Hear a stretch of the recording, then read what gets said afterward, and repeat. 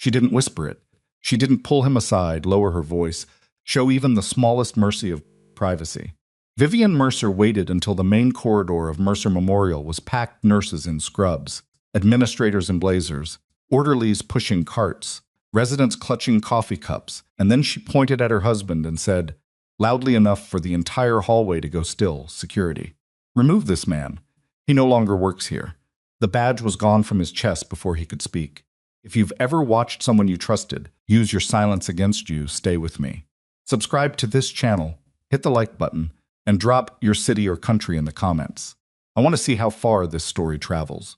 Because what Vivian didn't know when she stripped that badge off Nolan Mercer's chest, what nobody in that corridor knew, was that the quiet nurse she just fired in front of everyone owned 72% of the hospital she was about to sell. Nolan Mercer had worked the same floor for 12 years.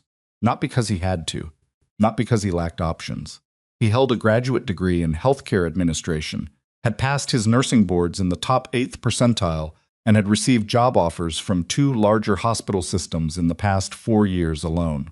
He stayed at Mercer Memorial because his father had built it, and because the patients on the 3rd floor medical unit, the ones without private insurance, the ones who came in on county Medicaid and left with discharge papers, nobody had explained properly. Those patients needed somebody who understood both the clinical side and the institutional machinery that could grind people into nothing if nobody was paying attention. He'd never told anyone at work who he was. Not really who he was. To the charge nurses, he was Nolan Reliable, a little quiet, the one who always checked the overnight vitals himself instead of delegating. To the younger residents, he was that older guy who actually knew where everything was stored and never seemed rattled. To Vivian's executive team, he was the CEO's husband, which in hospital politics meant he was either a liability or irrelevant, and they'd settled on irrelevant years ago. That suited Nolan fine. He and Vivian had met 14 years earlier at a healthcare policy conference in Chicago. She was presenting on operational efficiency. He was in the back row, eating a granola bar, half listening until she said something about patient throughput that was technically correct but practically wrong, in a way that would have gotten someone hurt if implemented without modification. He'd raised his hand. She'd been annoyed. They'd argued for 20 minutes after the session ended and then gone to dinner. He'd fallen in love with her intelligence first, the sharpness of it, the way she attacked a problem from 4 angles before most people had identified it as a problem. Back then, she'd used that sharpness to protect patients. Somewhere along the way, and he couldn't name the exact moment, which bothered him more than the outcome she'd started using it to protect margins. Vivian had risen to acting CEO of Mercer Memorial 3 years ago when the previous executive director retired. She'd earned the position. Nobody could take that from her.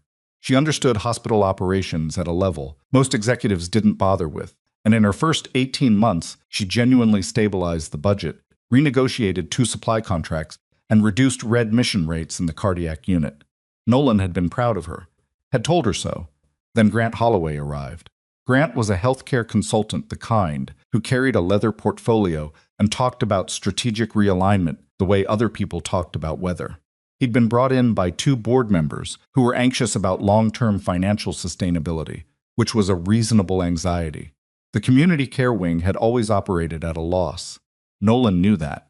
His father had known it too, had structured the Bellamy Patient Trust specifically to absorb those losses as a condition of the family's continued governance, because the community care wing served 12,000 patients a year who had nowhere else to go. Grant's solution was simple. Sell the wing, eliminate the positions attached to it, redirect the capital into the profitable surgical and specialty floors. On a spreadsheet, it was elegant. In practice, it was the kind of decision that got people killed quietly and statistically, spread across years, in ways that never showed up in a single news story. Vivian had been skeptical of Grant at first. Nolan remembered a dinner, maybe 8 months ago, where she'd come home and said the consultant the board brought in reminded her of every bad idea in a good suit. He'd laughed. She'd laughed. He didn't know exactly when that changed. By spring, Grant was in her office 3 mornings a week. By early summer, the restructuring proposal had moved from concept to planning document. And when Nolan asked carefully, not accusatorially, because he knew how she responded to accusations, she'd said the board was pushing for it, and her job was to manage board relationships, not fight battles she couldn't win. "You could win this one," he said. "You're a nurse, Nolan. You're not in these meetings." He'd let it go. He was good at letting things go, which he'd once thought was a virtue and was beginning to suspect was a mistake. It was Tessa who first told him something was wrong with the safety reports. Tessa Okonkwo worked the night shift on the third floor had for 9 years. She was the kind of nurse that hospital administration forgot about until something went wrong, at which point they remembered her name and used it as a shield. She found Nolan in the break room at 6 a.m. one morning, poured herself coffee, and sat across from him without asking if he minded. "The incident report from 3 North last Thursday," she said. "The one about the staffing shortage during the overnight. It's not what got filed." "What do you mean?" "I mean, what I filed and what's in the system are 2 different documents." She wrapped both hands around her mug. "The numbers are different. The timeline's different.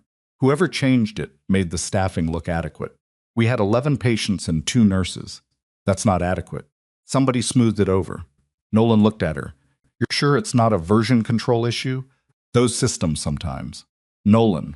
She said it with the particular flatness of someone who's already considered and dismissed every alternative explanation. "I wrote that report. I know what I wrote." He believed her. That night, he reviewed 3 months of incident logs from the units most affected by the proposed restructuring. The pattern wasn't subtle once you knew to look for it: consistent downward adjustment of staffing deficiency reports, patient complaint forms that appeared in the system with details softened or omitted, one near-miss documentation that had been reclassified as a routine observation and buried in a quarterly summary. Someone was cleaning the record to make the community care wing look safer than it was, so that when the wing was sold, the official documentation would show no systemic problems. That was when Nolan understood this wasn't just a business decision he disagreed with. This was falsification of patient safety records, which was a different category of problem entirely. He waited for the right moment to talk to Vivienne.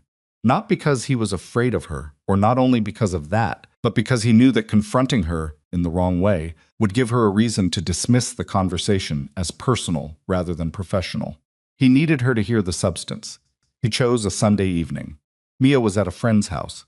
The apartment was quiet.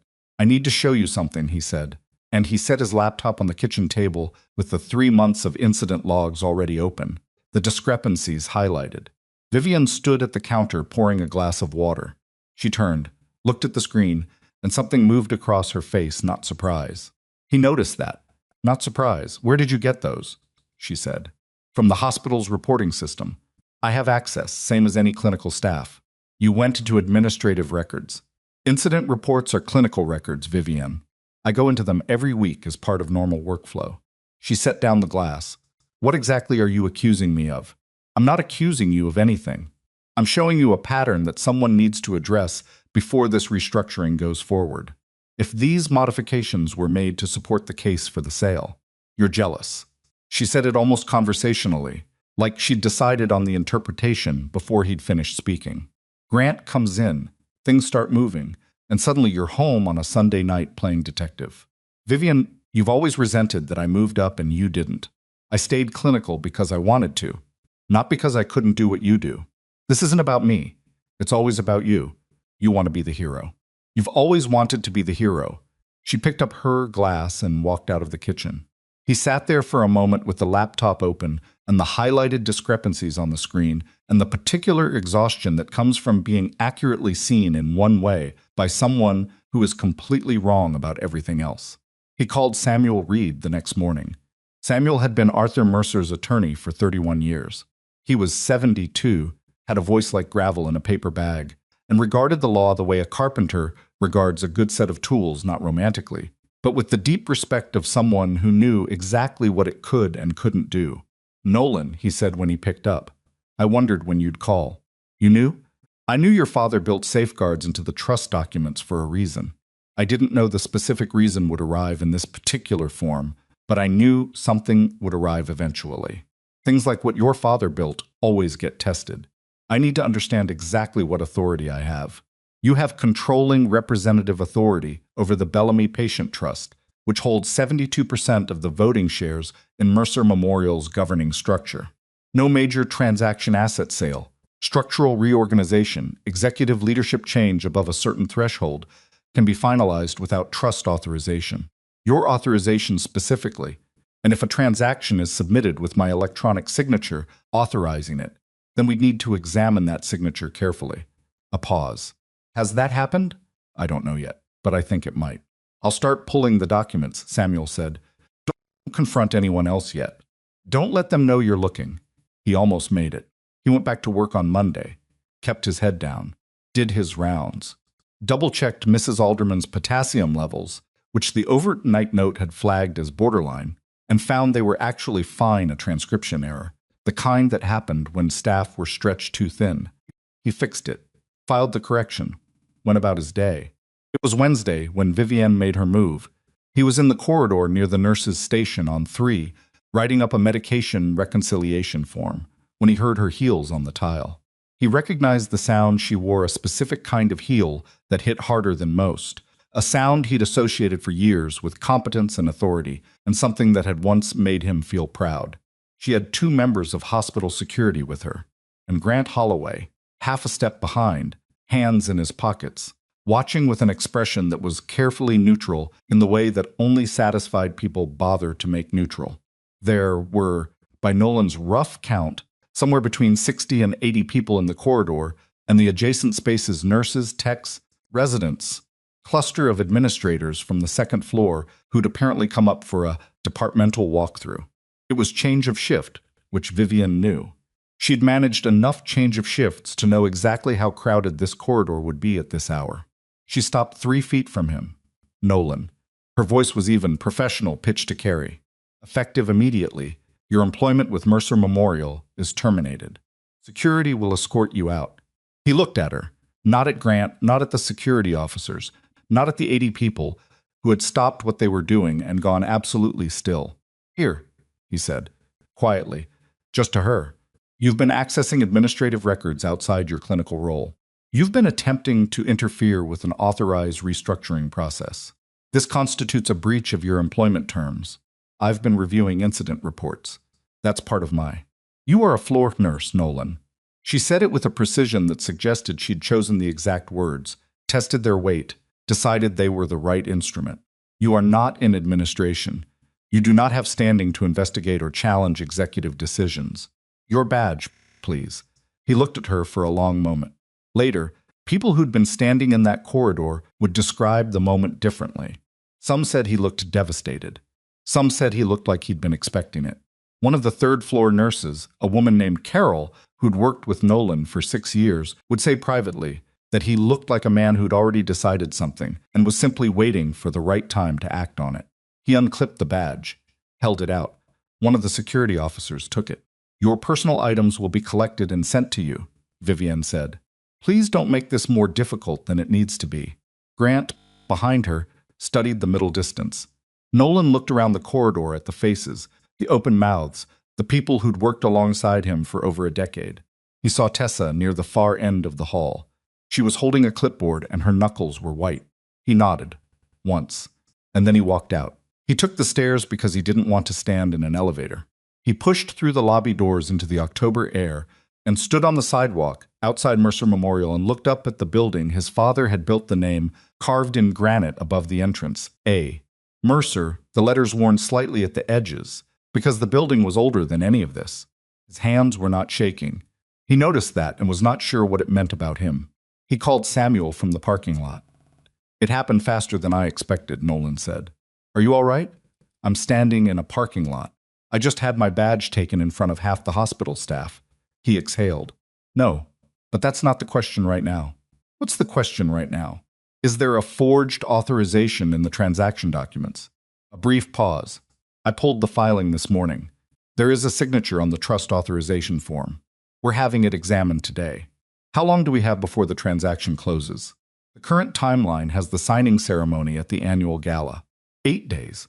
Nolan looked at the building, at the granite letters, at the entrance where he'd walked in through, 6 days a week, for 12 years, in scrubs, carrying coffee, knowing things about this place that the people in the executive suites would never know because they'd stopped bothering to learn them. 8 days, he said. That's enough time, Samuel said. Nolan wasn't sure if that was a legal assessment or an attempt at reassurance. With Samuel, it was often both. He got in his car.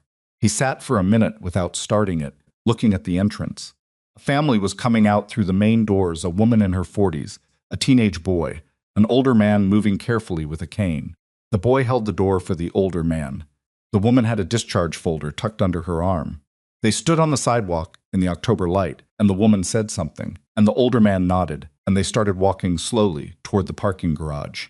Nolan watched them until they were out of sight. Then he started the car. He drove to a motel, not because he couldn't afford better.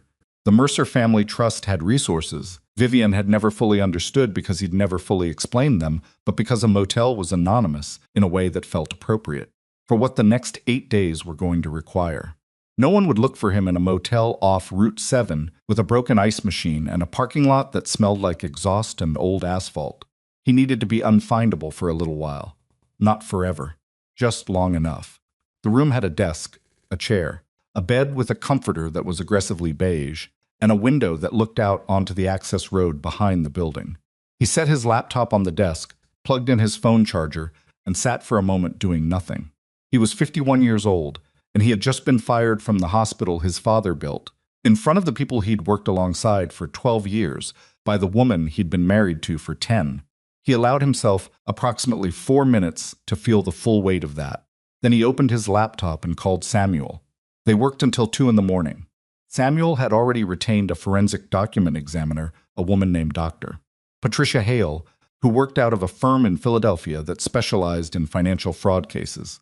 By midnight, she had a preliminary finding. The electronic signature on the trust authorization form used a timestamp that predated the document's creation metadata by 11 minutes, which was technically impossible under normal signing conditions, and indicated the signature had been extracted from an older document and embedded. "She's willing to put that in writing?" Nolan asked. "She already has," Samuel said. "That's the easy part. The harder part is that a preliminary forensic finding isn't the same as evidence a board will act on in 8 days. We need the original incident reports. Tessa said she filed a report that was altered in the system. We need the original. Not her recollection of it, the original file, with timestamps, metadata, the whole chain. Those would have been on the hospital's internal server, which Grant has apparently ordered wiped." Samuel paused. However, your father was not a man who trusted systems he didn't control. When he structured the trust documents, he also built a secondary archive requirement into the hospital's patient safety reporting protocol. Severe patient safety incident reports, above a certain threshold, were required to be automatically transmitted to an external repository managed by the trust. It was written into the original operational charter. Not the IT policy, the charter itself. Nolan was quiet for a moment. "I didn't know that. He didn't tell you because he hoped you'd never need it. He told me because he knew someone might. Do you have access to that repository?" "I have the access credentials in a sealed document your father left with me 15 years ago. I haven't opened it yet because I wanted to confirm with you first." "Open it." The line went quiet for a moment. Nolan heard the sound of an envelope being opened, actual paper, not metaphorical, and then Samuel's breathing as he read. "Repository is housed on a server managed by a third-party legal firm in Hartford," Samuel said.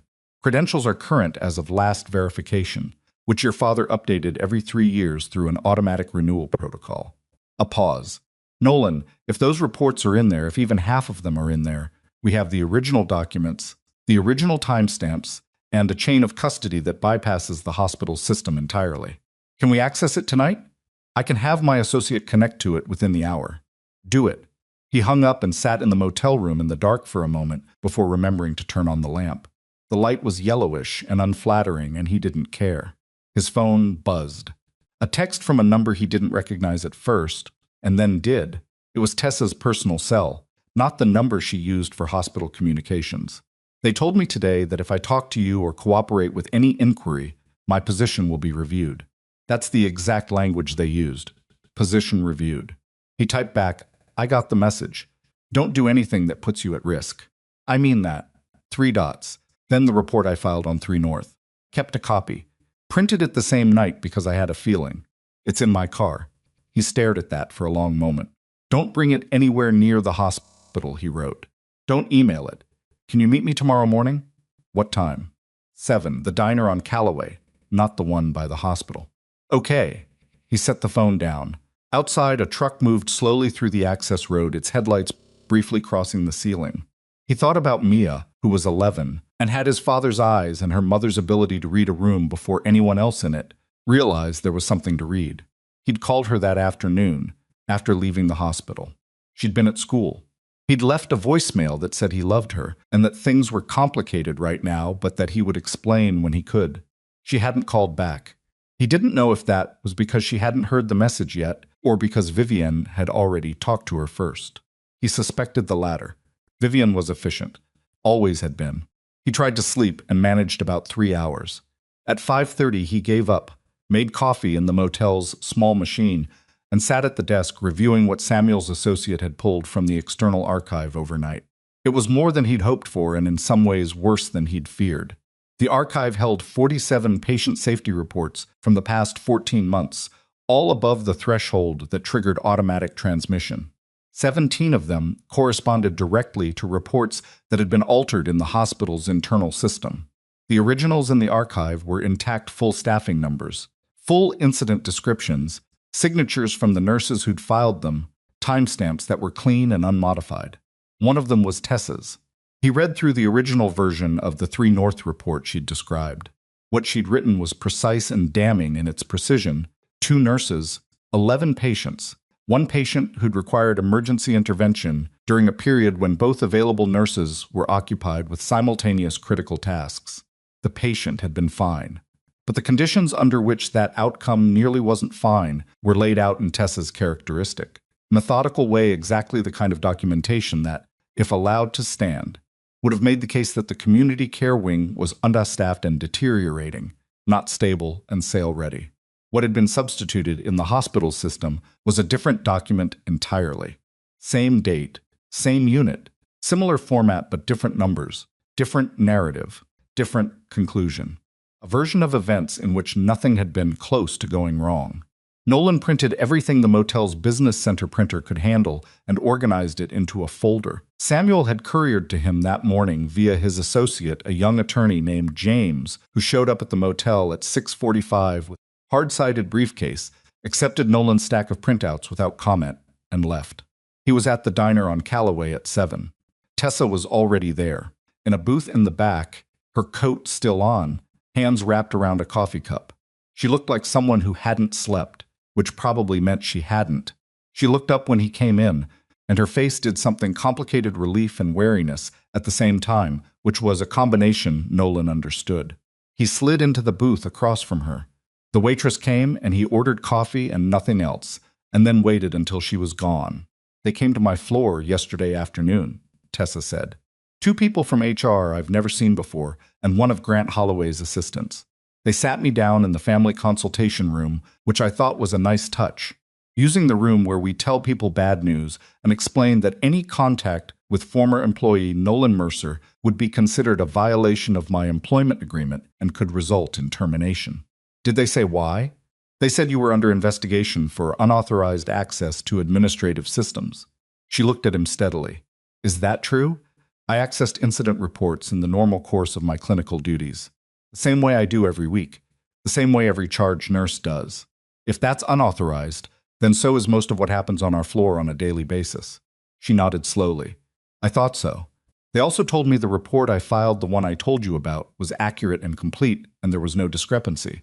Her jaw tightened slightly. They said it with very straight faces. "I have your original report." That stopped her. "What?" "Your original report, the one you filed. With the original timestamp, original staffing numbers, everything you wrote. I have it." He didn't explain how. Not because he didn't trust her, but because the less she knew about the external archive right now, the safer she was, being reviewed by our attorney. Tessa was quiet for a moment, her coffee cup held midway to her mouth. Then she set it down. "So they did change it." "Yes. And you can prove it. We're working on that." She looked out the window at the street for a moment. A man was walking a dog, moving unhurriedly. Ordinary morning. Then she looked back at Nolan. "What do you need from me?" "The printed copy you made." She reached into her coat pocket and put a folded set of papers on the table. They were creased from being in her pocket, and one corner was slightly torn. She'd clearly been carrying them around since she printed them, unsure whether to hand them over. He didn't reach for them immediately. Tessa, what they told you about your position that's real. If you hand me this and it comes out that you cooperated, they will try to use it against you. I know. I want you to understand that clearly before. Nolan, she pushed the papers across the table. I wrote that report because a patient almost got hurt. Kept a copy because I knew somebody was going to try to make it disappear. I've been a nurse for 9 years. I did not get into this to watch people falsify safety records so a consultant can make his deal work. She picked up her coffee. So what else do you need? He took the papers. Right now, just this. And your patience. And don't go near anything you don't have a legitimate reason to access. Don't ask questions that could be tracked. Just do your job and let me handle the rest. Can you handle the rest? He thought about Samuel and the external archive and Dr. Hale's forensic report and the 47 original documents sitting in a Hartford server that Grant Holloway didn't know existed. Yes, he said. It wasn't the whole truth, but it was enough of it. He was in the parking lot of the diner, about to get in his car, when his phone rang. He didn't recognize the number but answered it because he was answering everything right now. Nolan Mercer. The voice on the other end was smooth, unhurried, with the slight over-precision of someone who'd trained themselves to sound calm. Grant Holloway. I'd like to meet. Nolan stood next to his car door. How did you get this number? I'm a resourceful person.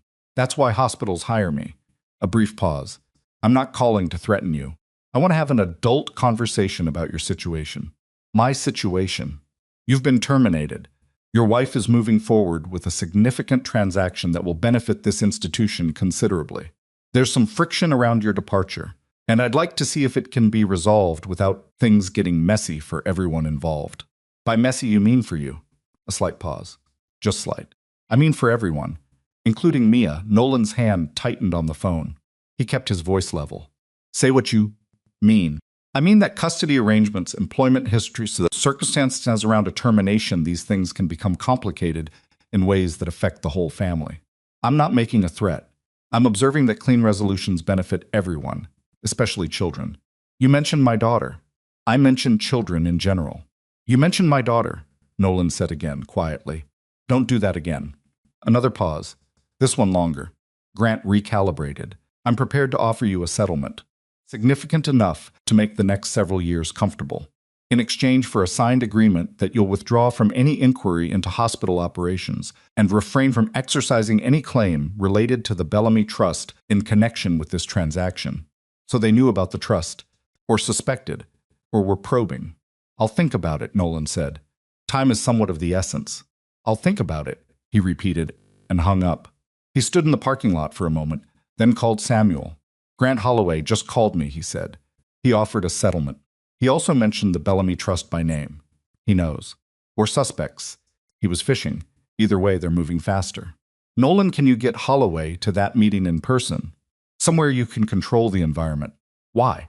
Because if he's willing to offer a settlement verbally and make implications about your daughter in the same conversation, he may say more in person than he intends to. A pause. Pennsylvania is a one-party consent state for recordings. Nolan understood. I'll set it up. He called Grant back within the hour and suggested lunch the following day at a restaurant downtown. Grant agreed pleasantly, as if it were a business meeting among reasonable people. That evening, Vivian called. He almost didn't answer. Then he did, because not answering felt like the kind of thing that could be misconstrued later as evasion. Where are you staying? She said. Not how are you? Not we need to talk. Where are you staying? The question of someone managing logistics, not someone who was concerned. Somewhere comfortable, he said. I froze the joint accounts this morning. I wanted you to know. He'd already found that out when he'd checked his phone and seen a bank notification at 11 a. I know. You didn't need to call to tell me that. I also had the locks changed at the house, Vivienne. Mia is fine, she said, and her voice shifted slightly when she said Mia's name, a fraction of something that might have been uncertainty or might have been performance. He couldn't tell anymore. She's confused, obviously. I told her there were some problems at the hospital and that you and I are working through some things. What kind of problems? I told her you made some decisions that caused difficulties. That's all. He breathed in. I want to talk to her. She's studying. Then I'll call tomorrow. She may not have paused. I'll let her know you called. He waited, Nolan. Her voice changed again, shifted to something lower and less managed. Whatever you think you're doing, whatever you think you know, I want you to understand that this deal is going to happen. The board is aligned. The documents are in order. Nothing you do in the next 8 days is going to change what's already in motion. He thought about 47 patient safety reports sitting in a Hartford server. He thought about Dr. Hale's forensic finding. He thought about the recording he was going to make tomorrow over lunch, and about Samuel, who had spent 31 years learning exactly how institutions move when they think they've won. I hear you, he said. She hung up. He sat in the motel room for a long time after that, not doing anything in particular. The beige comforter, the yellowish lamp, the window looking out onto the access road. He thought about the afternoon 3 years ago when Mia had fractured her wrist at school. Vivian had been in back-to-back executive meetings and couldn't leave, which was reasonable, and Nolan had gotten the call from the school nurse and driven over in his scrubs and sat with Mia in the emergency department while they did the x-ray. Mia had been scared, not of the pain, but of the cast she was playing soccer that fall, and she'd been worried the cast would mean she couldn't play.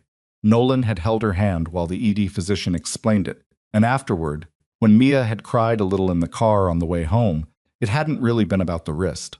You came fast, she'd said, not quite accusatory. Of course, Mom didn't come. Mom was in important meetings. Mia had looked out the car window. Was it more important than this? He hadn't answered that, because the honest answer was complicated and she was 8 years old. He'd changed the subject. But the question had stayed with him in the way that children's questions sometimes do. Not because children are wise, but because they ask things directly that adults have learned to talk around. He wasn't sure what he was doing in this motel room was the same as what Vivienne had been doing in her meetings 3 years ago. He wasn't sure it was different, either. He was trying to protect something: the hospital, the patients, his daughter's understanding of who her father was. But he was also sitting alone in a room while Mia was somewhere across town wondering what had happened. There was no clean version of this. His father had known that, he thought, had built safeguards because he knew the moment they were needed would not be clean. He opened his laptop. Samuel's associate had sent another set of documents, financial records this time. Transaction documents that cross-referenced 3 consulting companies Grant had established in the 18 months before the sale proposal. The structures were opaque in the way that things built to be opaque usually were, but the pattern visible across the documents was a set of fee arrangements that would have generated significant payments to entities Grant controlled at the closing of the transaction. Not disclosed to the board. Not disclosed to anyone. Grant wasn't just advising on the sale. Grant was being paid by both sides of it. Nolan read through the documents twice to make sure he was reading them correctly. Then he wrote a careful summary, attached it to an email to Samuel, and sent it. Samuel's response came back in 11 minutes. This is the other half of it. Keep tomorrow's lunch. He kept the lunch. Grant arrived at the restaurant on time, ordered sparkling water, and sat with the particular relaxed confidence of a man who believed he was managing a situation. He had a good haircut and an expensive watch, and the kind of easy smile that worked well in rooms where nobody knew him well enough to notice it never reached his eyes. They talked about nothing for the first few minutes. The weather. The restaurant. Grant made a comment about the hospital's renovation plans as if Nolan were a potential investor being courted rather than a man who'd just had his badge taken in front of 80 people. Then Grant set his water glass down and leaned slightly forward. I want to be direct with you. Please, Nolan said. The settlement I mentioned. It's genuine. $500,000, clean wire transfer, no conditions on where you go or what you do professionally. The only condition is that you sign a non-interference agreement with respect to the Mercer Memorial transaction and the Bellamy Trust. $500,000, Nolan said. It's a fair number given the circumstances. And if I don't sign? Grant smiled, and it was the smile of someone who'd already decided what happened next. Then things get complicated. Vivian's attorneys are prepared to characterize your investigation of hospital records as a breach of fiduciary responsibility toward the institution. They'll argue you leveraged your personal access for adversarial purposes. That's a serious claim in healthcare, as you know. Could affect your nursing license. My nursing license. It would be unfortunate. You're good at your job, from what I understand. He said it the way someone says a compliment when what they mean is a threat. I'd rather this end cleanly. I think you'd rather that, too. Nolan looked at him across the table. The recorder in his shirt pocket was running. Had been running since he'd walked in the door. The community care wing, he said. The transaction closes. What happens to it? Something moved in Grant's expression, a fraction of recalculation, a reassessment of where this question was coming from. The acquiring entity has a development plan for that space. I'm not involved in that level of operational detail. You told me what happens to it. Last month when you called to tell me to stop asking questions. Grant went still. You said Nolan kept his voice, even the community care wing would be shut down after the deal, because it doesn't fit the acquiring entity's model. Those were your words. Approximately your words. I don't recall that conversation. 12,000 patients a year, Nolan said. That's who uses that wing. People who can't afford the specialty floors. People who come to the community care clinic because there's nowhere else for them to go in this city at that price point. You're going to shut the door on 12,000 patients to pay yourself twice. Grant's jaw tightened, almost imperceptibly. I'm not going to sit here and pay yourself twice, Nolan said again quietly. Once from the hospital's side of the transaction, once from the acquiring entities. The consulting fee structures in both deals. It's a conflict of interest that would void the transaction if the board knew, and I think you know that. The silence that followed lasted about 4 seconds, which is a long time when both people at the table know exactly what's been said and what's been recorded. Grant picked up his water glass, set it down without drinking. You should be very careful about making accusations you can't support. I'm not making accusations, Nolan said. I'm telling you what I know. He folded his napkin, placed it on the table. I'm not taking the settlement. He stood up, left cash for his coffee, and walked out of the restaurant. Outside on the sidewalk, October had turned colder since morning. He stood for a moment in the wind, hands in his pockets, letting the air clear his head. The recorder in his shirt pocket felt heavier than it should have.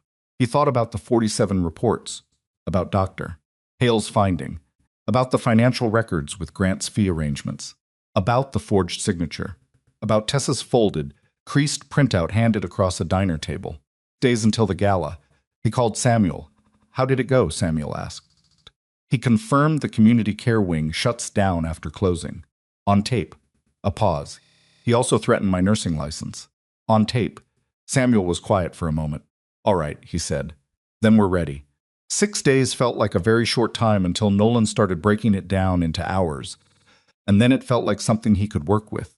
Samuel had a system. Nolan had learned this about him over the past week. The older attorney didn't move fast, but he moved in a straight line, and he never started a step until the previous one was solid enough to stand on. It was the opposite of the way Grant operated, which was speed and volume, and the assumption that momentum could substitute for foundation. Samuel's approach was slower and less exciting, and considerably more likely to hold up in a room full of people who knew what they were looking at. The day after the lunch with Grant, Samuel filed a formal notice with the hospital's board of trustees, not a legal action. Not yet. Just a notice that the Bellamy Patient Trust was exercising its right to review the proposed transaction documentation before any closing authorization was granted. It was the kind of move that looked like a procedural technicality and was actually a door being wedged open. The board's response came through their legal counsel by the end of the business day. A 2-paragraph letter that acknowledged receipt of the notice and requested clarification of the trust's specific standing with respect to the current transaction. That's good, Samuel told Nolan over the phone that evening. They're asking for clarification instead of rejecting the notice outright. It means someone on the board isn't entirely certain the trust doesn't have standing. Or it means their attorneys told them not to say anything that could be used against them later. That too. Both can be true. A pause. How are you holding up? I'm fine. You've been in a motel for 5 days. You haven't seen your daughter. Your wife froze your accounts. A consultant implied he'd ruin your career. You're fine? Nolan thought about it. I'm functional, he amended. Good enough. Get some sleep. Tomorrow we start building the board presentation. He did sleep, though not especially well. He woke at 4:30 and lay in the dark for a while, thinking about nothing he could name, and then got up and made bad motel coffee and worked. He talked to Mia the next morning. She called him not the other way around, which mattered more than it should have. Her voice was careful in the way it got when she was managing her feelings, which she'd been doing since she was about 8, and which always made him simultaneously proud and sad. Mom said you got fired, she said. I did. She said it was because you were looking at things you weren't supposed to look at. He chose his words carefully. He'd decided a long time ago that he would not pull Mia into the space between him and Vivian, would not use her as a battlefield, or a messenger, or a source of leverage. It was one of the few decisions he was completely certain about. I looked at some hospital records that I believed needed to be looked at. Your mom and I disagree about whether that was appropriate. Did you do something wrong? No. A silence. He could hear her breathing. Then Mom seems really stressed. This is a stressful situation for her. And for me. Are you guys getting divorced? He'd been waiting for that question and still wasn't ready for it. I don't know yet, Mia. I want to be honest with you about that instead of telling you something that might not be true. Another silence. Longer this time. Okay, she said finally, with a particular 11-year-old flatness that meant she'd received the information, cataloged it, and would process it privately later. I love you, he said. None of this is about you, and none of it changes anything about that. I know, Dad. A pause. Are you somewhere okay? I'm somewhere fine. Okay. She didn't sound convinced, but she also didn't push. She had her mother's instinct for knowing when pushing wouldn't yield anything useful. Call me tomorrow? Every day, he said. He called Samuel immediately after and told him about the conversation, not because it was legally relevant, but because Samuel had known him since he was a child, and there were very few people left in his life who occupied that particular role. Samuel listened. Then he said, she sounds like Arthur. She does, Nolan said. It's a lot of pressure on an 11-year-old. Arthur would have said the same thing. He would have been right. They moved on to the board presentation. Building it took 3 days, and the attention of 4 people. Samuel, doctor. Hale James, the associate, and a forensic accountant named Warren Chu, whom Samuel had used twice before in situations involving falsified institutional records. Warren was 55, extremely precise, and communicated exclusively in facts and qualified statements, which made him occasionally difficult to talk to and consistently valuable in a legal context. Presentation itself was organized around 4 pillars. The first was the signature, Dr. Hale's full written analysis of the forged trust authorization, including the metadata discrepancy, the technical impossibility of the timestamp, and comparison analysis showing the signature had been extracted from an older authorization document Nolan had legitimately signed 2 years earlier for a different purpose. The second was the safety records, a side-by-side comparison of 17 original incident reports from the external archive against the altered versions in the hospital's internal system, with full metadata chains showing when each alteration had been made and what systems had been accessed at those times. The third was Grant's financial arrangements. Warren's analysis of the 3 consulting entities Grant had established, the fee structures on both sides of the transaction, and the legal standard for undisclosed conflicts of interest in institutional healthcare transactions. The fourth was the recording. Samuel had had it transcribed, certified, and reviewed by a sound analysis firm to confirm it hadn't been edited or enhanced. In the transcription, Grant's voice confirming that the community care wing would be shut down after closing, and his implied threat to Nolan's nursing license were laid out in plain text, quotation marks and all. This is a strong package, Warren said on the 3rd evening, when they'd finished the final review over a conference call. I've seen Les take down bigger things. It's not about taking something down, Nolan said. It's about stopping something from happening. Warren considered that. Distinction noted, he said. There was one problem they hadn't solved. The gala was 2 days out, and Nolan did not have a formal invitation. He wasn't a board member. He wasn't an executive. He was, as of the prior Wednesday, a former employee with a terminated access badge.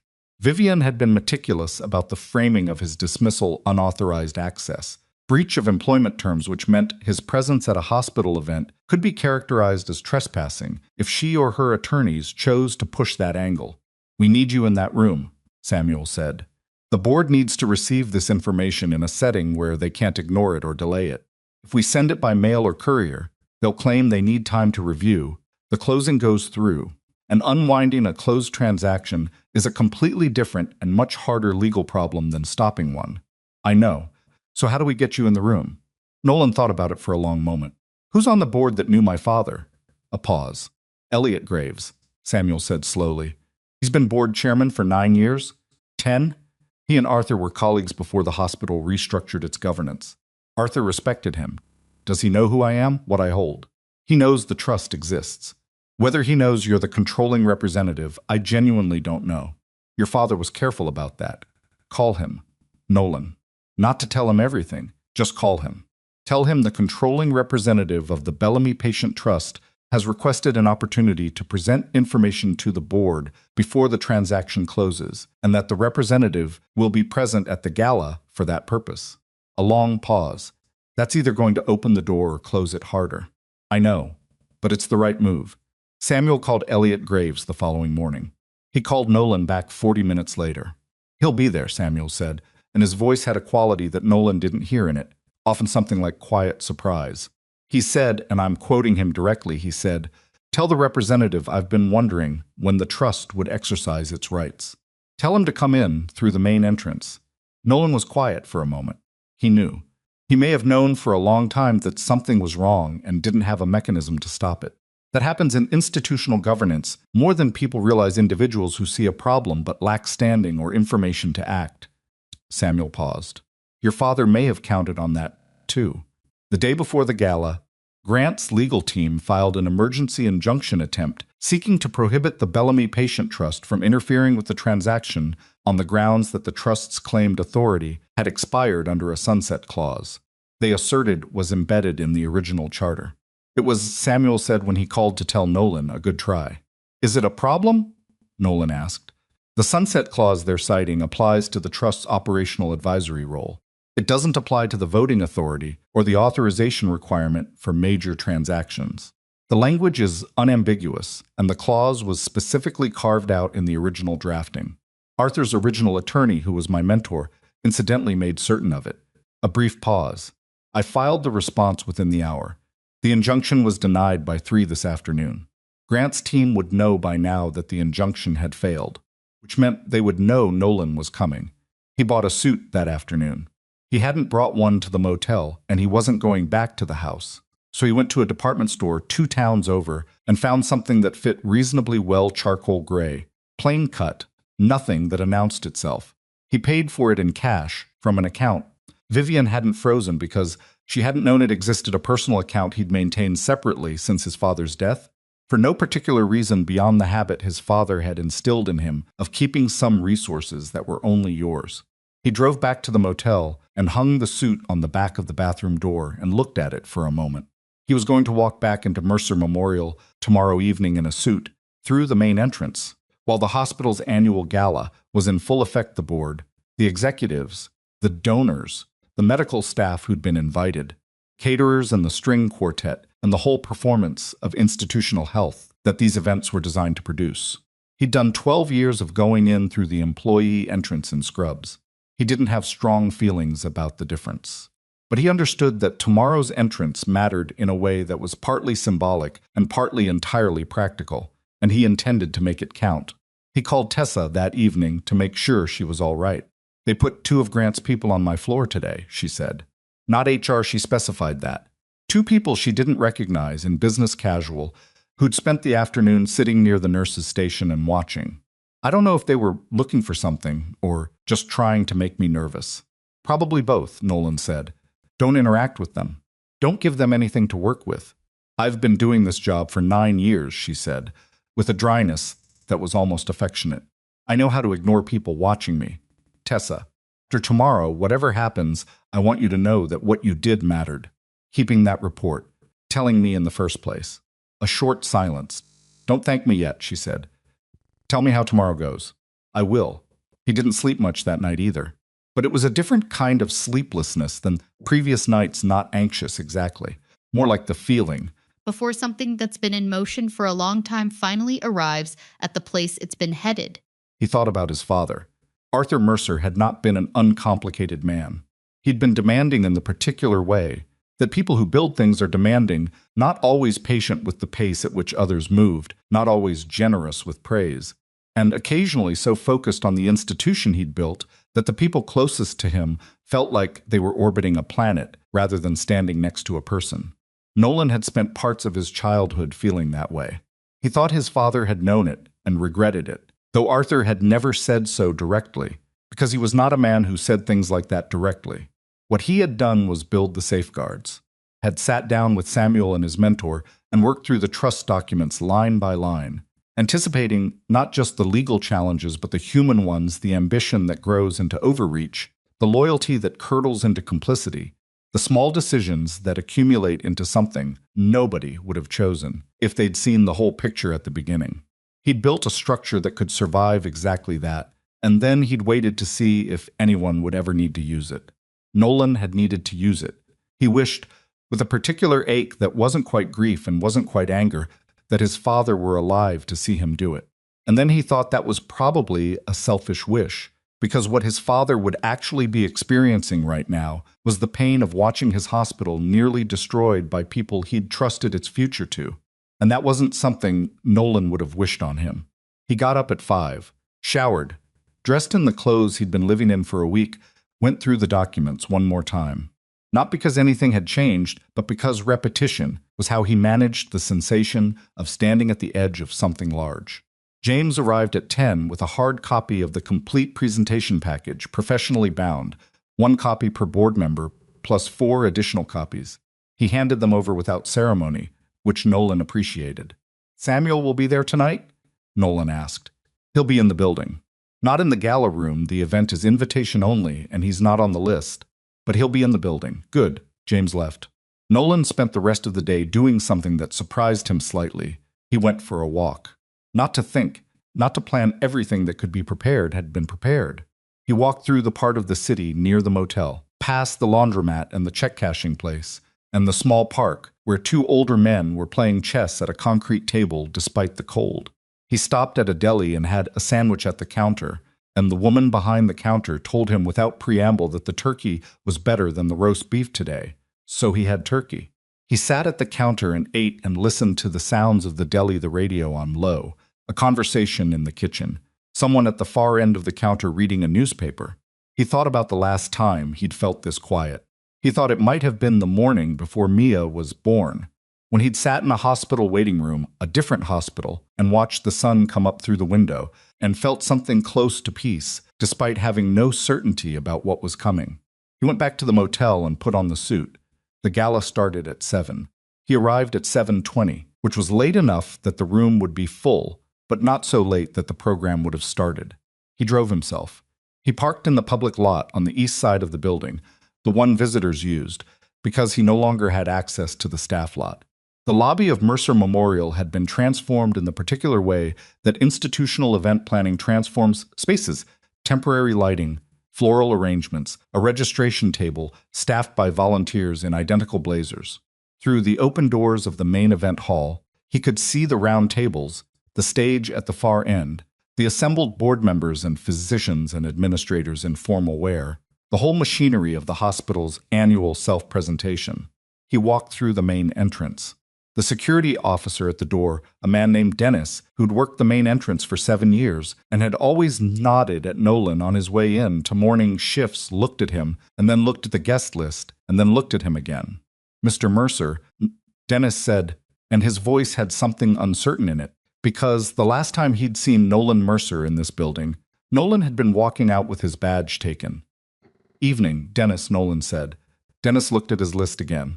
The list showed, because Samuel had ensured it would, a guest entry for the controlling representative of the Bellamy Patient Trust.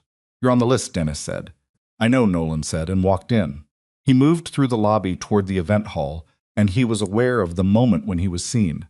It didn't happen all at once, it rippled, the way recognition ripples through a crowd when something unexpected enters a familiar space. A nurse from the 4th floor noticed him first, and her expression went sharp with surprise. Then a resident who'd rotated through his unit. Then 2 of the administrative staff from the 2nd floor who'd been at the corridor to that morning when Vivian fired him. He kept walking. He was 20 feet from the event hall entrance when Vivian saw him. She was standing near the front of the room with Grant at her shoulder, and 2 board members Nolan recognized as the ones who'd brought Grant in originally. She was in a dark green dress, and her hair was up, and she looked, Nolan thought, with the complicated clarity that comes from knowing someone for a long time, like someone who was performing composure rather than feeling it. She saw him and her face didn't change expression, which was a kind of change in itself. Grant, behind her, saw him half a second later. Something moved through Grant's face, not fear exactly, more like the rapid recalculation of a man who's built a plan on a particular assumption and just discovered that assumption was wrong. Vivian said something to the board member next to her and then started toward Nolan, moving with the precise speed of someone who wanted to intercept without looking like they were intercepting. She reached him near the entrance to the hall. "You need to leave," she said, quietly enough that the people immediately around them wouldn't hear clearly. "You don't have authorization to be here. I will call security." "I'm on the guest list," he said, as the controlling representative of the Bellamy Patient Trust. Something crossed her face. Not surprise. Something older than surprise recognition, maybe. Particular recognition of someone who has underestimated something and is in the process of understanding exactly how much. That's not a role that... It's a role established in the original charter, Vivian, documented in the trust instruments your legal team was provided copies of. He kept his voice level. "Call security if you want to, but the board chairman already knows I'm here."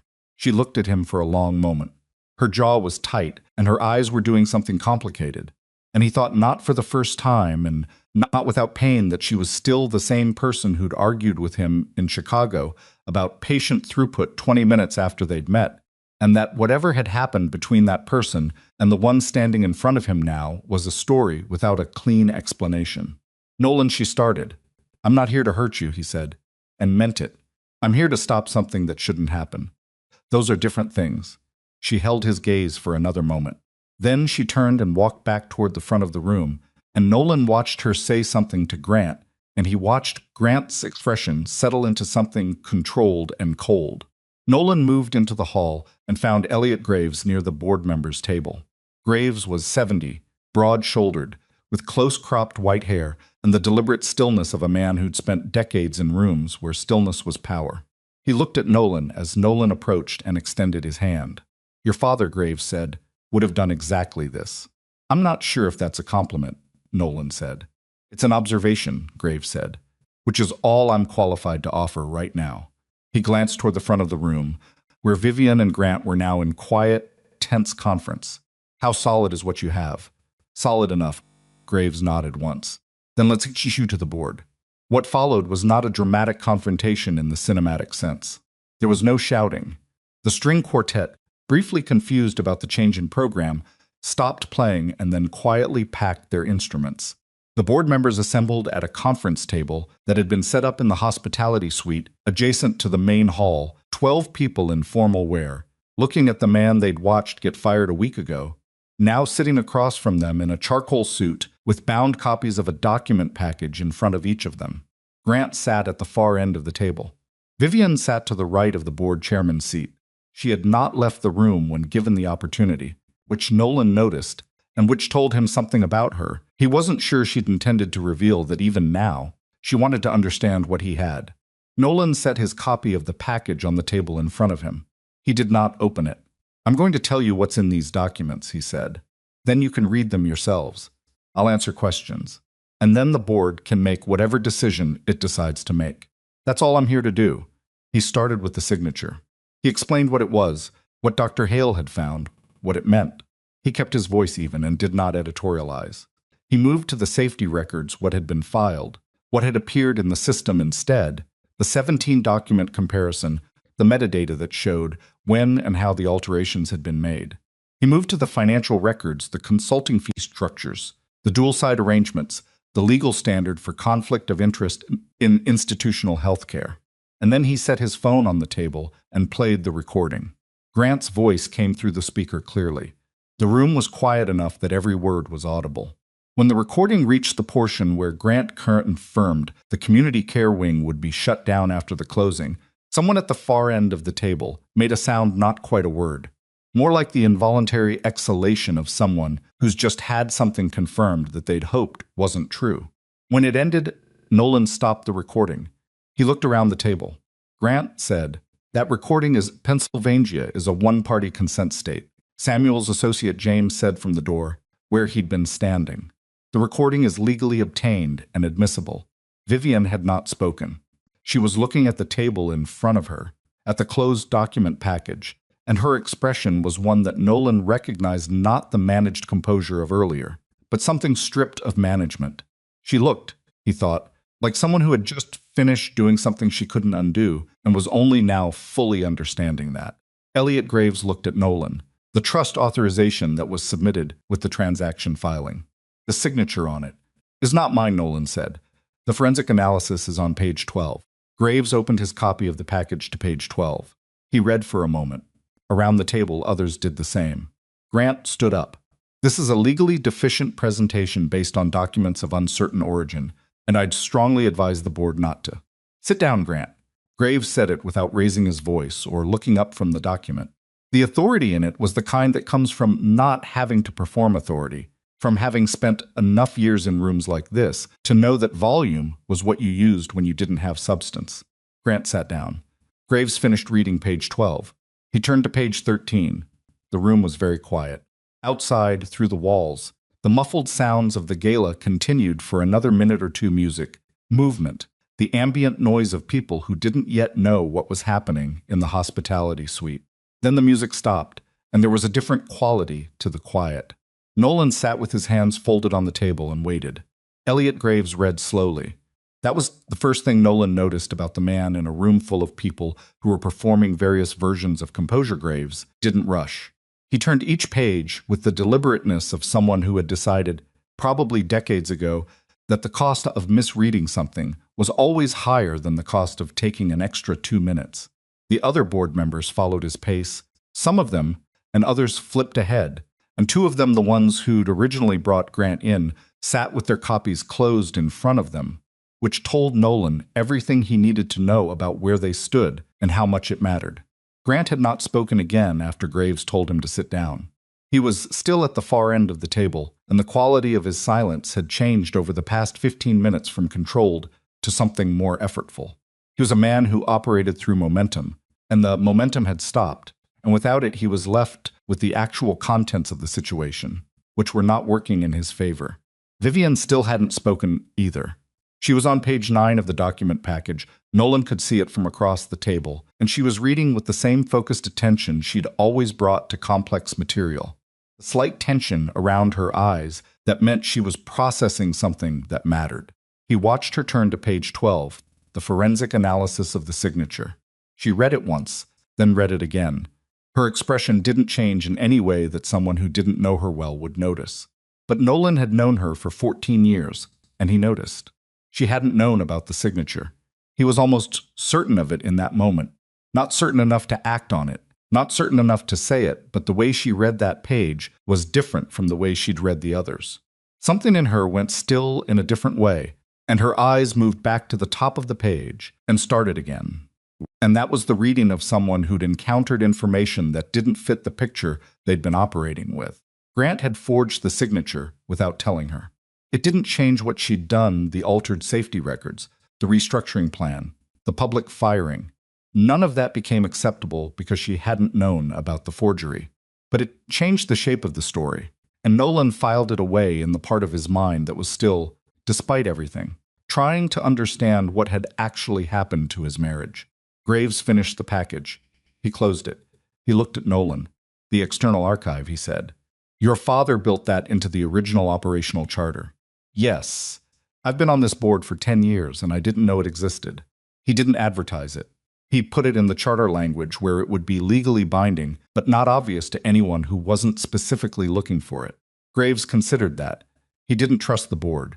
He trusted that any institution could eventually be run by people who cared more about the institution's finances than its patients. He wanted a mechanism that survived that. A board member named Paula Chen, she was 60, a former hospital administrator herself, and had been quietly reading the financial section for the past 10 minutes, looked up from her copy. The dual-side fee arrangements. Grant, she didn't phrase it as a question exactly. It was more like the verbal equivalent of setting something down on a table. Grant said, those arrangements are standard they're not disclosed, Paula said. That's the specific issue, not the arrangements themselves, the non-disclosure. She looked at Graves, Elliot. We need to table the vote. The vote is tabled, Graves said. He hadn't moved from his position of stillness, but something in the room shifted when he said it, a kind of collective exhale from most of the people present, and a corresponding tightening from the two members who'd brought Grant in. One of them, a man named Richard Pell, who'd been on the board for 6 years and had the particular restlessness of someone who'd committed to a position and didn't want to uncommit, said, "We're basing this on documents presented by a former employee with an obvious personal interest in." The forensic analysis was conducted by an independent firm, Nolan said. The financial records were analyzed by a forensic accountant with no prior relationship to this institution. The recording speaks for itself. My personal interest in this doesn't change what the documents contain. You were fired from this hospital. I was fired. Nolan said, by my wife, who is the acting CEO. 10 days before a transaction, she had a personal stake in closing. That context is relevant to understanding why I was fired. It doesn't speak to the accuracy of what's in front of you. Pell opened his mouth. Graves looked at him, and Pell closed it. The vote to suspend the transaction passed 8-2. Pell and the other board member who'd backed Grant voted against. The remaining 8 voted to suspend all closing procedures, pending a full independent review of the transaction documents, the safety record alterations, and the financial arrangements.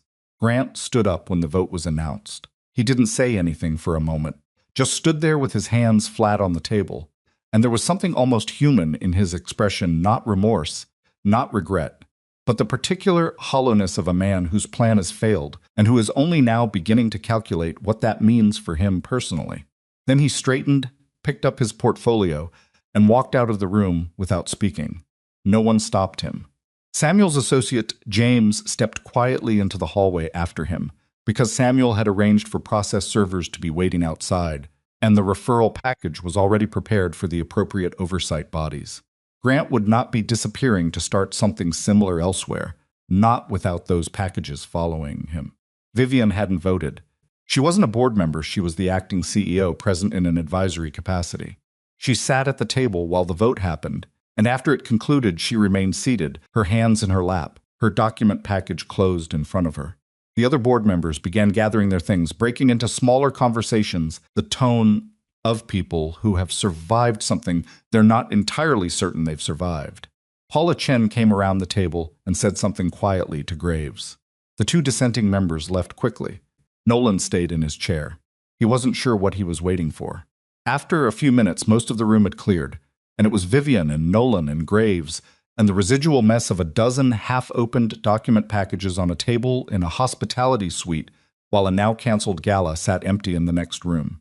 Graves looked between the 2 of them and made the particular calculation of a man who understood when to remove himself from a situation. "I'll be in the lobby," he said, and left. The door didn't fully close behind him. Vivian looked at the document package in front of her, then at Nolan. The signature, she said, "I know." "I didn't," she stopped, pressed her lips together. "I signed authorization documents for the transaction. Multiple documents. Grant handled the trust documentation separately and told me the trust authorization was a procedural formality that had been handled. And you didn't ask what handling it meant." She met his eyes. "No, a pause. I didn't ask. It was an apology." He didn't think he wanted one. Not right now, not in this room.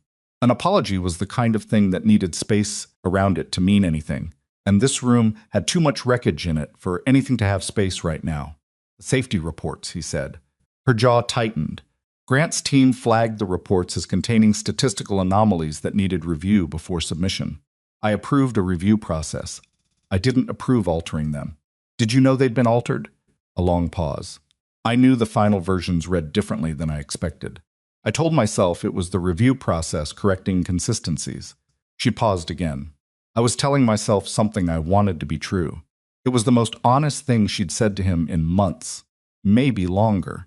He recognized it for what it was, which was not absolution, but the beginning of something that could, in a very different set of circumstances, be called accountability.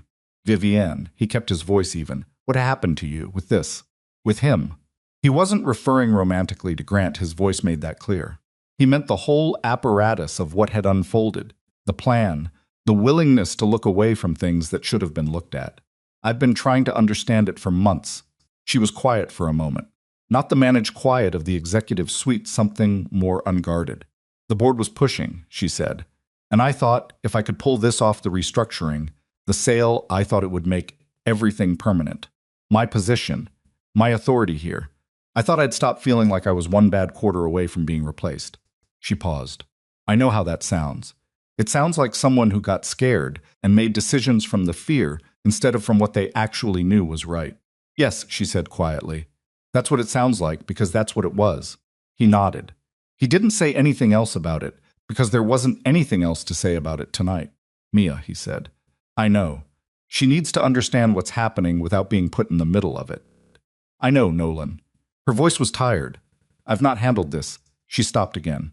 I told her things about you that were unfair. I know that. I'd like to see her this weekend.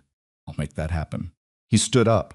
He picked up his copy of the document package, which he didn't need anymore but held anyway.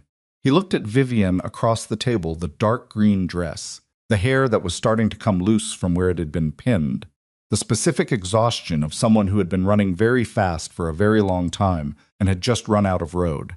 I'm sorry this is where we ended up, he said. She looked at him. Her eyes were bright in a way she was controlling. So am I.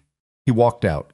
Samuel was in the lobby, standing near the far wall with his coat still on, because he was 72 and got cold, and had apparently not trusted the building's heating. He looked at Nolan as Nolan crossed the lobby toward him. How did it go in there? Samuel asked. Transaction suspended. 8-2. Grant's gone. Process servers have him. Good. Nolan stopped next to Samuel. Vivian didn't know about the signature. I suspected as much. Does it help her legally? It helps distinguish her liability from Grant's. She still authorized and oversaw a process that resulted in falsified patient safety records. That's a serious institutional failure, regardless of what she did and didn't know about the signature. But it's a different category of serious. Samuel paused. What happens with the two of you is not something I can advise on. I know. I'm asking as someone who's known you since you were 7. Nolan looked at the lobby. The volunteers in matching blazers were beginning to break down the registration table. The floral arrangements were being moved, the remains of an event that had been interrupted in the middle of its own performance. I don't know yet, he said. I think we're done. I think we've been done for longer than either of us admitted. But I don't know what that looks like from here. Samuel nodded. He didn't push it. That was one of the things Nolan had always valued about him. The man knew which questions had answers available right now, and which ones didn't, and he didn't waste energy on the latter. What does the board do next? Nolan asked. They'll bring in an independent administrator to manage the hospital's operations during the review period. The review itself will take weeks, possibly months. At the end of it, they'll make decisions about leadership structure. Samuel paused. They're going to ask about you. I know. The controlling representative of the trust is going to be expected to have a position on the hospital's future leadership. I know that too. And Nolan thought about it. About the question of what he wanted from all of this, not what he'd needed to do, which had been clear for 10 days, but what he actually wanted for himself and for the institution his father had built, now that the immediate emergency was past. I'll tell them tomorrow, he said. Tonight, I'm going back to a motel room with a broken ice machine, and I'm going to sleep. Samuel almost smiled. That's the most sensible thing you've said in 10 days. The independent administrator the board brought in was a woman named Dr. Carol Fenn, no relation to the Carol who'd worked on Nolan's floor, though he thought about the coincidence when Samuel told him the name. Fenn had spent 20 years in hospital turnaround situations and had a reputation for being fair, efficient, and genuinely indifferent to institutional politics, which was exactly what the situation required. She arrived on Monday morning, walked through every department of the hospital over the course of 2 days, and met with Nolan on Wednesday in a conference room that had been cleared of the gala's leftover signage. She was 63, small, with reading glasses on a beaded chain, and the direct gaze of someone who'd spent a career looking at broken things and figuring out what was actually broken versus what just looked broken. She shook Nolan's hand, sat down, and opened a legal pad. Tell me about the community care wing, she said. Not about the transaction, not about Grant, not about the board. The community care wing, Nolan told her. He told her about the staffing levels over the past 18 months, about the patient population, who they were, where they came from, why they came to the community care clinic instead of elsewhere. He told her about the 12,000 patients per year, and what the alternatives were for those patients if the wing closed, and what the realistic alternatives weren't. He told her about Tessa and the overnight staffing on 3 North and the near miss that Tessa had documented carefully and truthfully, and that someone had then tried to make disappear. Fenn listened and wrote on her legal pad and asked 4 questions, all of them precise. At the end, she put her pen down. The wing isn't financially sustainable at its current scale under the current funding structure. No, Nolan agreed. It's not. So what's the answer? The trust was built to absorb the losses. That was my father's answer. But the trust's resources aren't infinite, and if the hospital's overall financial picture keeps deteriorating, eventually the trust can't cover the gap. So the trust is a bridge, not a solution. Correct. She nodded. What would make it a solution? He'd been thinking about this for 10 days. Not the emergency, not the forgery, not Grant, but this. The actual problem.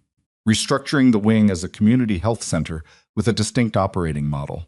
Separate grant funding streams from city and county, federal community health center designation, partnership with 2 or 3 local nonprofits who already do adjacent work. The hospital becomes one part of a consortium instead of the sole operator. He paused. Been done in other cities. Not perfectly, but it's been done. Fenn looked at him for a moment. You've thought about this for a while. 12 years, he said. More or less. She picked her pen back up. I'll want that laid out in a memo. Detailed. Financial projections, partnership candidates, timeline. I can have it to you by Friday. She nodded. The board is going to offer you the interim CEO position. He'd known it was coming. I'm going to decline. She didn't look surprised. Why? Because the hospital needs a CEO who understands institutional administration at the executive level and wants to do that job. I understand it, but I don't want to do it. I'm better at other things. And the institution has spent too long with someone in that role who was more interested in protecting their position than doing the work. I don't want to recreate that dynamic, even from the other direction. That's a more self-aware answer than most people give me, Fenn said. I've had a lot of time to think in a motel room. She almost smiled. What do you want to do? Go back to work on the 3rd floor, he said, and make sure the Arthur Mercer Community Care Center exists in 12 months. She wrote something on her legal pad. Arthur Mercer Community Care Center, she said, reading it back. That's what it should be called. I'll recommend it to the board. He did go back to the 3rd floor, though not as simply or as quickly as that sentence makes it sound. His reinstatement required the board to formally review and reverse the termination, which Fenn recommended, and the board approved in the same session where they voted to refer the safety record alterations and financial conflict matters to the appropriate regulatory bodies. The retaliation threat against Tessa was formally rescinded in the same session, her position explicitly confirmed, and within the week she'd been asked to serve on the newly constituted Patient Safety Committee, a body that had existed nominally before and would now exist functionally, with actual authority to flag and escalate concerns. Tessa called Nolan the evening after her appointment to the committee was confirmed. I don't know if I want to do this, she said, which was the most uncertain he'd ever heard her sound about anything. Why not? Because I'm a floor nurse. I know how to do that job. This committee thing, I don't know how those rooms work. You know exactly how those rooms work, he said. You've been watching them misfunction for 9 years. That's more useful than knowing how they're supposed to work. Pause. That's a very flattering way to describe someone being ignored for 9 years. Take the appointment, Tessa. I already did, she said. I just wanted someone to talk me into it after the fact. The legal process involving Grant moved faster than Nolan had expected and slower than he'd hoped, which was the normal speed of legal processes. The regulatory referrals generated investigations by 3 separate bodies. Warren Chu's financial analysis formed the backbone of the conflict of interest findings. The forensic signature analysis was entered into the record. Grant retained 2 attorneys, and there were motions and counter-motions and the particular grinding machinery of institutional accountability that is deeply unsatisfying in its pace and ultimately, in this case, not in Grant's favor. Vivian retained her own attorney separate from the hospital's. The board's review found that she had authorized processes that resulted in the falsification of patient safety records, even without direct knowledge of the specific alterations. Question of her executive liability was referred to the state health department for review. She resigned the acting CEO position before the board could formally remove her, which her attorney had almost certainly advised. Nolan was not involved in that process. He'd turned over everything relevant to Samuel and the regulatory bodies and declined to participate in discussions of consequences beyond providing factual information when asked. This was not generosity, or not entirely. It was a recognition that the consequences were not his to determine, and that inserting himself into their determination would make them look personal in ways that would undermine the institutional integrity of the whole process. His attorney Samuel had also pointed out that a clean separation from the consequences phase would strengthen his own position if Vivian's attorneys tried to characterize his actions as retaliatory rather than protective. That was the practical reason. The other reason was simpler. He was tired, and he did not want to spend his energy on punishment when there was so much that still needed to be built. Vivian called him on a Saturday morning, 3 weeks after the gala. He was at the motel he'd moved out eventually, into a short-term rental 2 miles from Mia's school, but the motel had become a kind of shorthand in his mind for the period between the firing and the gala, and he sometimes still thought of himself as being in the motel even when he wasn't. "I want to apologize to you," she said, properly. "Not in the middle of a boardroom." He waited. "I used your silence against you," she said. "You were quiet about who you are, about what you held, because you wanted to do your job without it. I turned that into a weapon. I told myself you were small because you didn't want to be large, and I used that to excuse things I shouldn't have excused." A pause. "I'm not asking you to forgive me for that. I'm telling you I understand what I did." He was quiet for a moment. Outside his window, a car passed slowly. Someone's radio. "I know you didn't know about the signature," he said. "That doesn't change what I did know and chose not to look at." "No," he agreed, "it doesn't." Another pause. "Mia wants to see you this weekend." "I know. I'm picking her up Saturday. She told me you've been calling every day." I said I would. Vivian was quiet for a moment. She stopped, started again. "She's having a hard time. Not falling apart, but working through it, in the way she does." "I know. I'm watching her do it." "She asked me if I was a bad person," Vivian said. Her voice was even, but only in the way that something is even when the person is holding it there with effort. "Last week, she just asked me out of nowhere while I was making dinner. She said, 'Mom, are you a bad person?'" Nolan waited. "Told her people are complicated, that sometimes good people make bad decisions, that you can do something wrong without being entirely wrong." A pause. She said, "That sounds like a grown-up way of not answering." "She's 11. "She's always been like that," Nolan said. "I know." A small silence. "I told her the truth after that I'd made mistakes, that I'd hurt people, including her father, that I was trying to understand why." "How did she take it?" "She hugged me," Vivian said, which was, I don't know what I expected, but it wasn't that. He thought about Mia, who had her father's eyes and her mother's sharpness, and something that was entirely her own, a particular capacity for response that didn't follow a predictable script.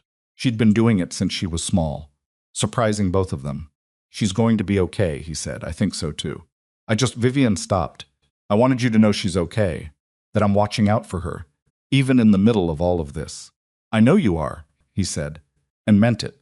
They stayed on the line for a moment without speaking, which was its own kind of conversation. "I'll have her ready at 10 on Saturday," Vivian said.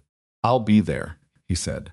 He was there at 10, as he said he would be, and Mia came out of the house with her jacket half-zipped and her backpack over one shoulder and her hair still damp from the shower, and she looked at him the way she'd looked at him since she was small, assessing, quick, already 3 steps ahead of the conversation, and then she walked over and hugged him with the particular force of someone who has been waiting to do something and is finally doing it.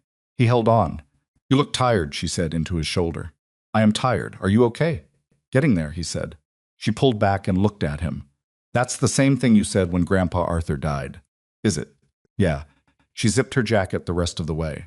"You said getting there, and then you were fine like 2 months later." "Then I'll be fine in 2 months," he said. She considered this. Then she grabbed his hand and started toward the car.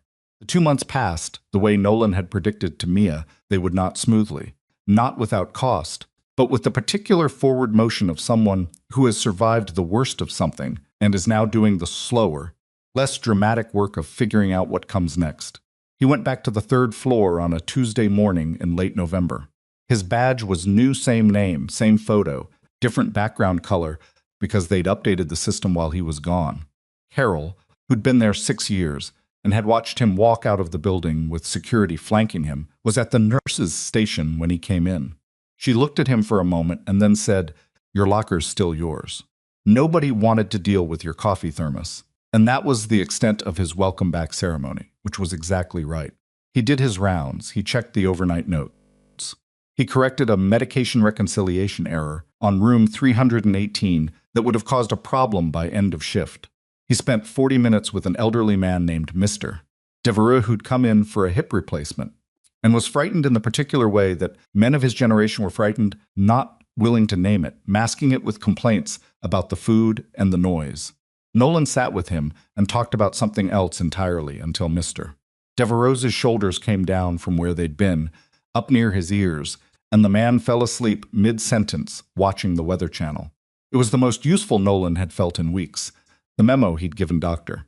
Fenn, the one outlining the community health center model for the wing, had moved through channels faster than he'd expected. Partly because Fenn was the kind of administrator who moved things, and partly because the board, in the aftermath of the gala, was in the particular mood of an institution that has narrowly avoided catastrophe and is temporarily willing to do things it would normally spend 2 years studying. The formal announcement came in December. The community care wing would be restructured as the Arthur Mercer Community Care Center, operating under a hybrid model with federal community health center designation, city and county funding partnerships, and 3 nonprofit organizations that had already been doing adjacent work in underserved neighborhoods and agreed in principle to a consortium arrangement. The hospital would remain the anchor institution. The trust would continue to provide transitional support while the new funding streams came online. It was not, as Nolan had told Dr. Fenn months earlier, a perfect solution. The federal designation process would take the better part of a year. 2 of the nonprofit partnerships had clauses contingent on funding confirmation. The staffing model needed complete reconstruction. There would be months of meetings, and some of those meetings would be difficult, and some of the funding would fall through and have to be replaced from somewhere else, because that was what happened when you built something in the real world rather than on a spreadsheet. But it would exist. The doors would stay open. At the naming ceremony, a small thing, held on a Thursday afternoon in January, in the community care wing's main waiting area with folding chairs and bad coffee and about 60 people, Dr. Fenn said a few words, and the board chairman said a few words, and then someone looked at Nolan expectantly, and he stood up and said that his father had believed the measure of an institution was not what it did for the people who could afford options, but what it did for the people who couldn't, and that this room was the proof of that belief, outlasting the man who'd held it. He said it in about 4 sentences and sat back down, and Tessa, who was 2 chairs to his left, leaned over and said quietly, "That's it? That's the speech? That's the speech. I had a whole thing prepared about Arthur Mercer's legacy. You can give it." It was 12 minutes. "Then don't give it," he said, and she made a face and didn't. The sign went up that afternoon.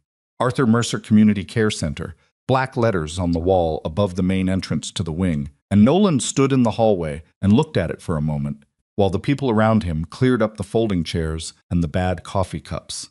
He thought about his father in the particular way he'd been thinking about him since October, not with grief exactly, though grief was in it, but with something more complicated that included respect and frustration, and the long, slow understanding that comes from finding yourself doing what someone else built the tools for.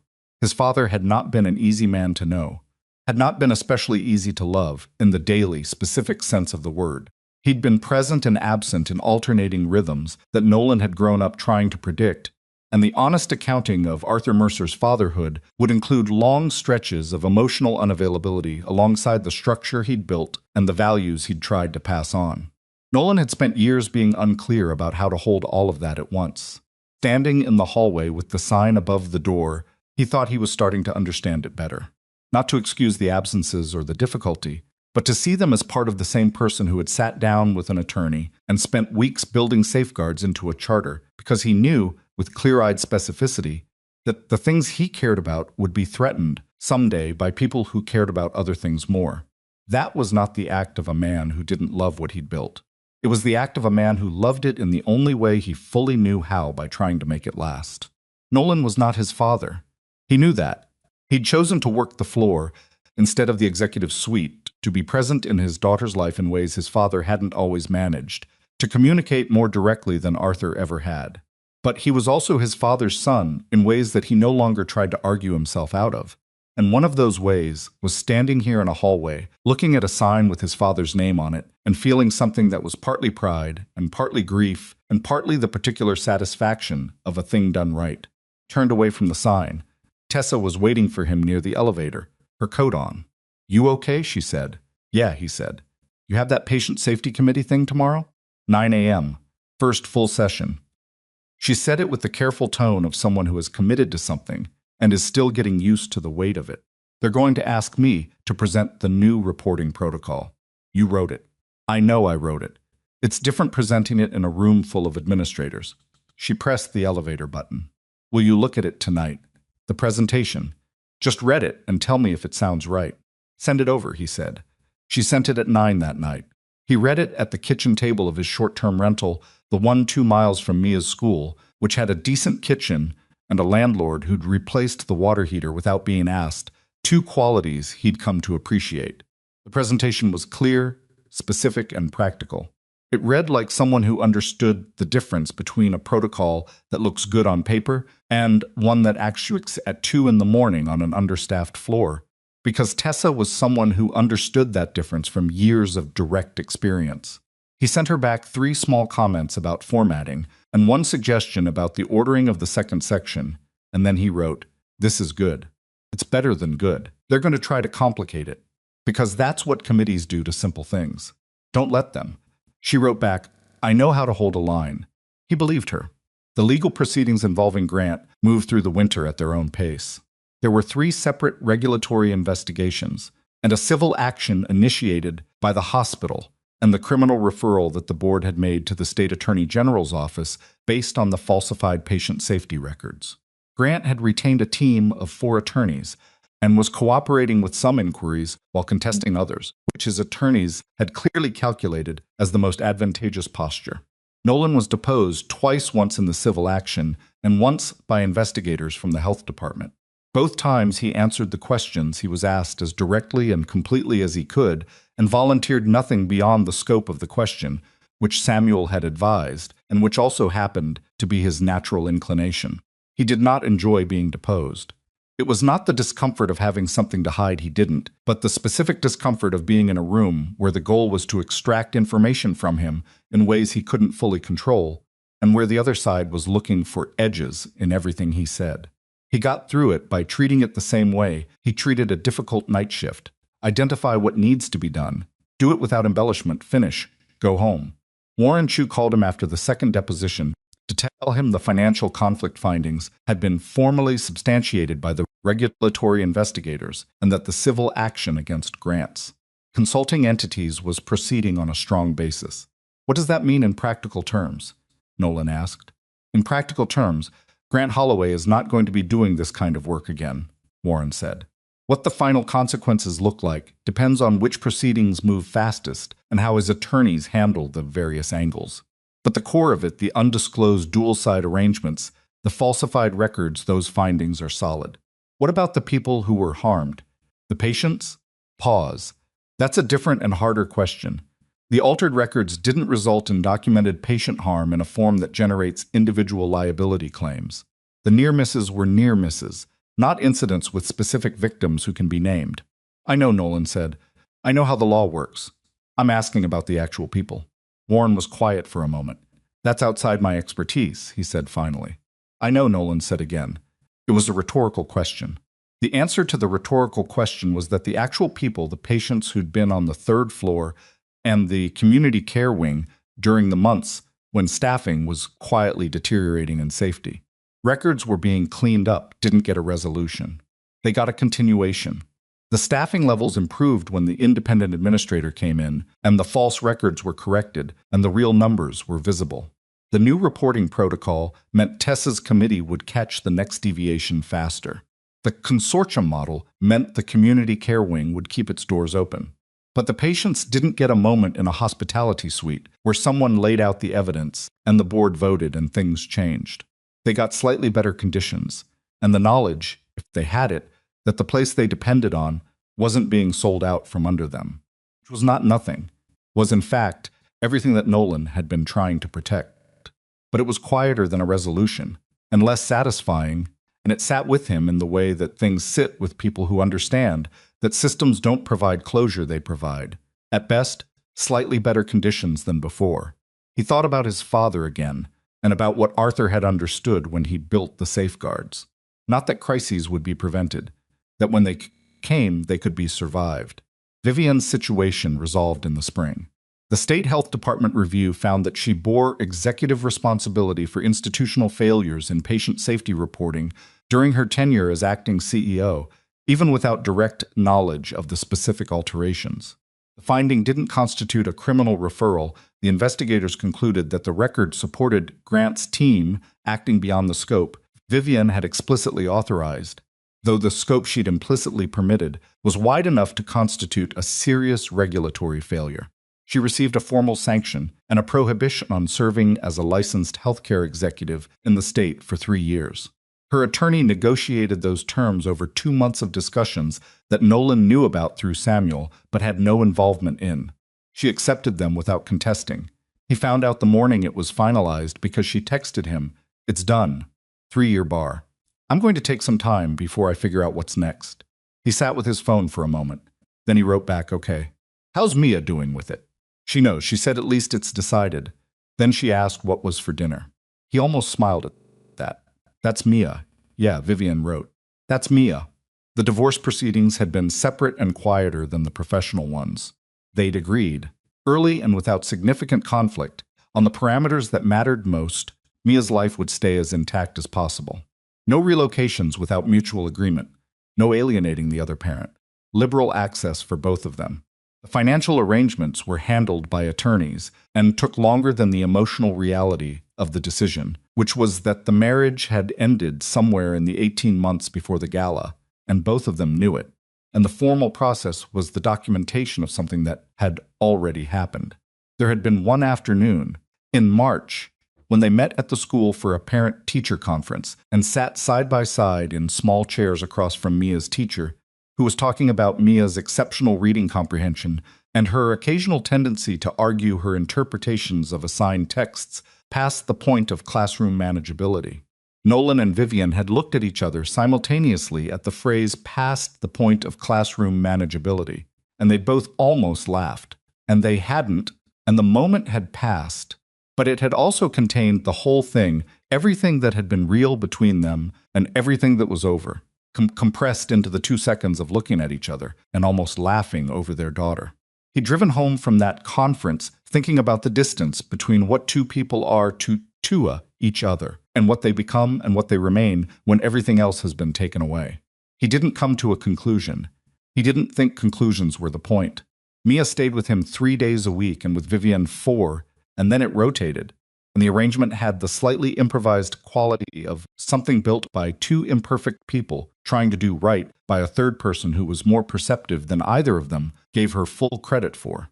Mia navigated it with the particular resilience of children who have been given, despite everything, the consistent knowledge that both parents are present and paying attention.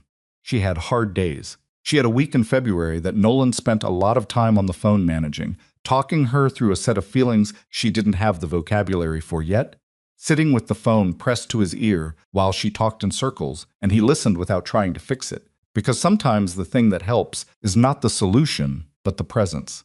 By April, she was playing soccer again. Her team had a game on a Saturday afternoon, cool, clear, the kind of spring day that exists mostly in contrast to the winter it's ending, and both Nolan and Vivian were there, standing on opposite sides of the field with appropriate distance between them, which Mia had clearly noticed and clearly found manageable because she was 11 and had already worked out a way to wave at both of them simultaneously when she scored, which she did twice. After the game, Nolan was in the parking lot waiting while Mia said goodbye to her teammates, and he became aware of someone standing beside him. He turned. Vivian's mother, Eleanor. He hadn't seen her since before everything. She was 71, small, with Vivian's sharpness in her face, softened by age, and she looked at him with an expression that was working through something. "Nolan," she said, "Eleanor." She was quiet for a moment. On the field, Mia was doing something with a soccer ball, showing something to a teammate. "I owe you an apology," Eleanor said. She said it the way someone says something they've been practicing, not rehearsed exactly, but prepared, because the words mattered and she wanted to get them right. He waited. I made a judgment about you a long time ago, she said. When Vivian started moving up and you stayed where you were. I thought she paused. I thought you lacked ambition. I told Vivian things that I placed a value on what you did that wasn't fair. I thought the scrubs meant something about you that they didn't mean. He looked at her. Eleanor had never been unkind to him exactly. She'd been polite, which was its own kind of distance. She'd supported Vivian's career with the fierce particularity of a woman who'd watched her own opportunities limited by the expectations of her generation and had decided her daughter would not experience the same limitation. That was understandable. What had accompanied it, the slight condescension toward Nolan's choices, the implication that a man who stayed clinical rather than climbing was a man who had settled that had been real, and he'd lived with it for years without naming it. I didn't tell you about the trust, he said. I didn't tell anyone. So the information you were working with was incomplete. It wasn't just information, she said. I looked at the uniform and decided what was underneath it. That's not about information. She turned to look at Mia on the field. She talks about you constantly. Every time I see her. Your father did this. Your father said that. A pause. She's proud of you. He felt something move in his chest.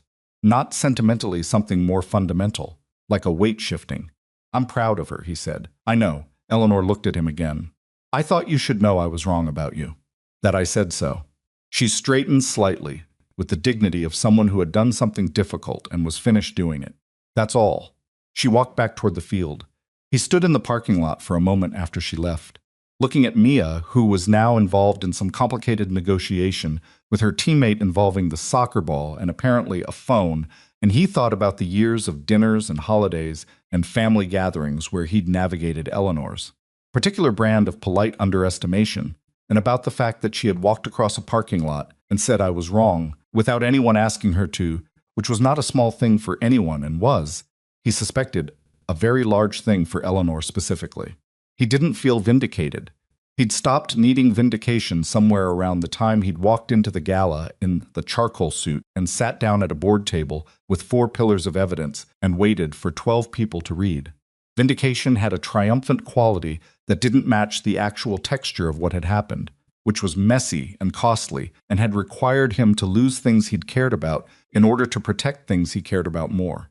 What he felt, standing in the parking lot in April, was something more like the particular quietness that comes after a long noise finally stops. Mia ran over to him with her jacket flapping, cleats still on, her face pink from cold and exertion. Did you see the second one? She said. The shot? From outside the box. I saw it. Mom said it was lucky. It was technically excellent, he said. She grinned at him, the specific grin of someone who has received the answer they wanted. I'm hungry. I know. We'll get food. She fell into step beside him toward the car, and somewhere between the field and the parking lot she slipped her hand into his, not with the deliberate tenderness of someone making a gesture, but with the casual unconsciousness of someone doing something natural.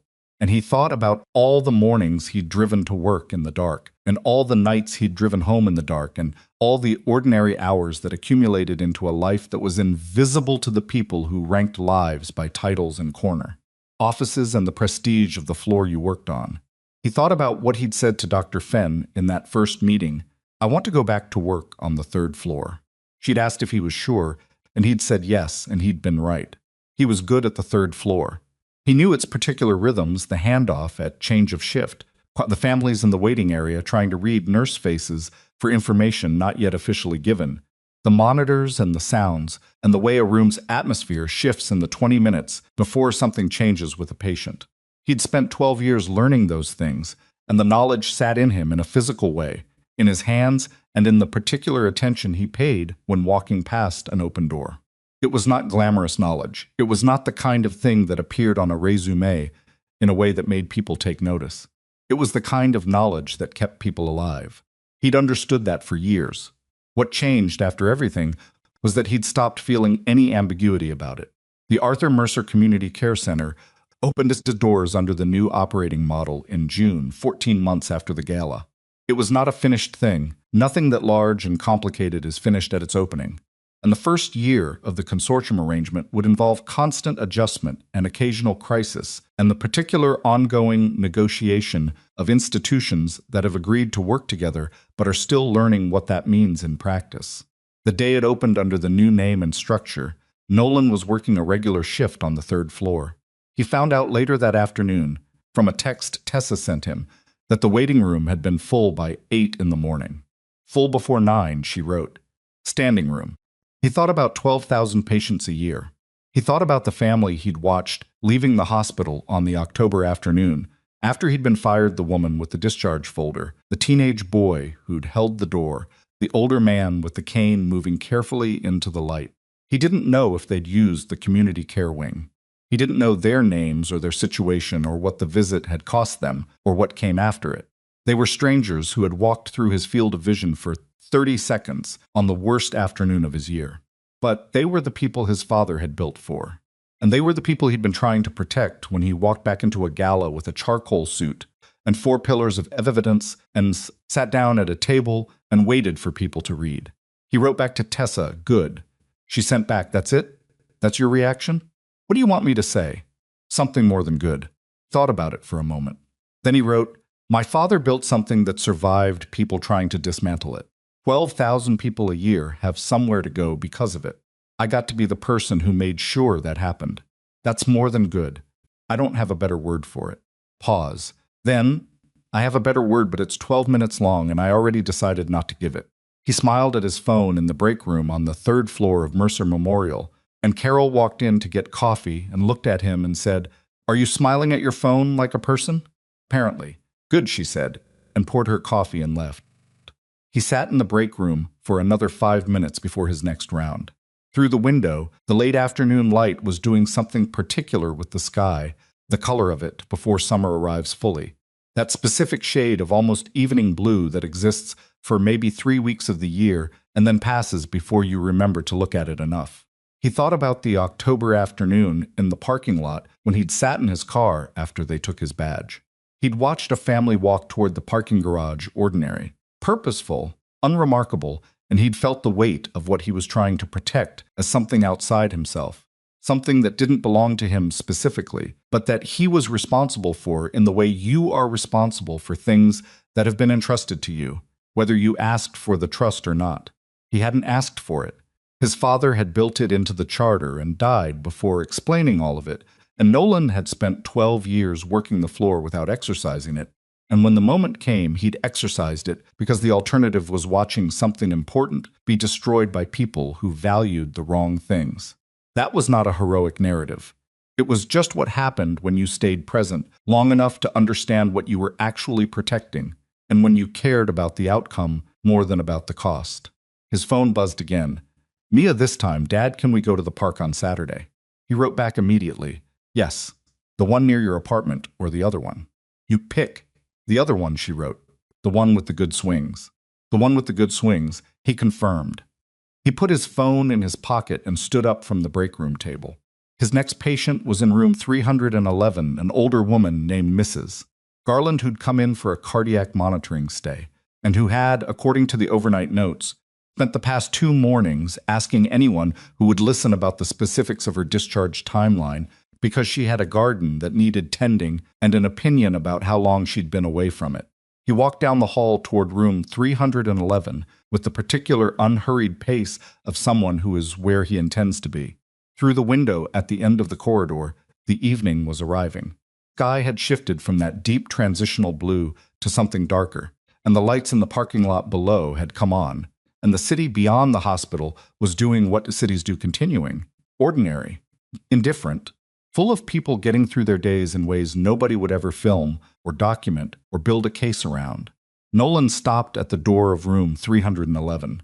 Mrs. Garland was awake, sitting up in bed, and she looked at him when he came in with the expression of someone who has been waiting and has prepared several things to say. I need to know about my discharge, she said, before he'd fully crossed the threshold. I know, he said, and pulled the chair closer to the bed and sat down. Tell me about the garden. She looked at him for a moment, surprised, slightly suspicious, reassessing. Then something in her face changed, and she told him about the garden, and he listened, and the room was quiet around them except for her voice and the sound of the monitors and the distant ordinary noise of the hospital going on being what it was. Outside, the sky finished its change from blue to dark, and the city lights came up against it, and the parking lot below was full of the cars of people who were visiting someone or working or on their way from one part of their life to another. And none of them were thinking about the third floor of Mercer Memorial, which was exactly as it should be, because the third floor was thinking about them. That was the job. That had always been the job. Nolan sat in the chair beside Mrs. Garland's bed and listened to her talk about her garden. And the evening settled in around the hospital, and somewhere across town, a soccer ball sat in the corner of a bedroom belonging to a girl with her father's eyes and her mother's mind, and something entirely her own that neither of them had taught her.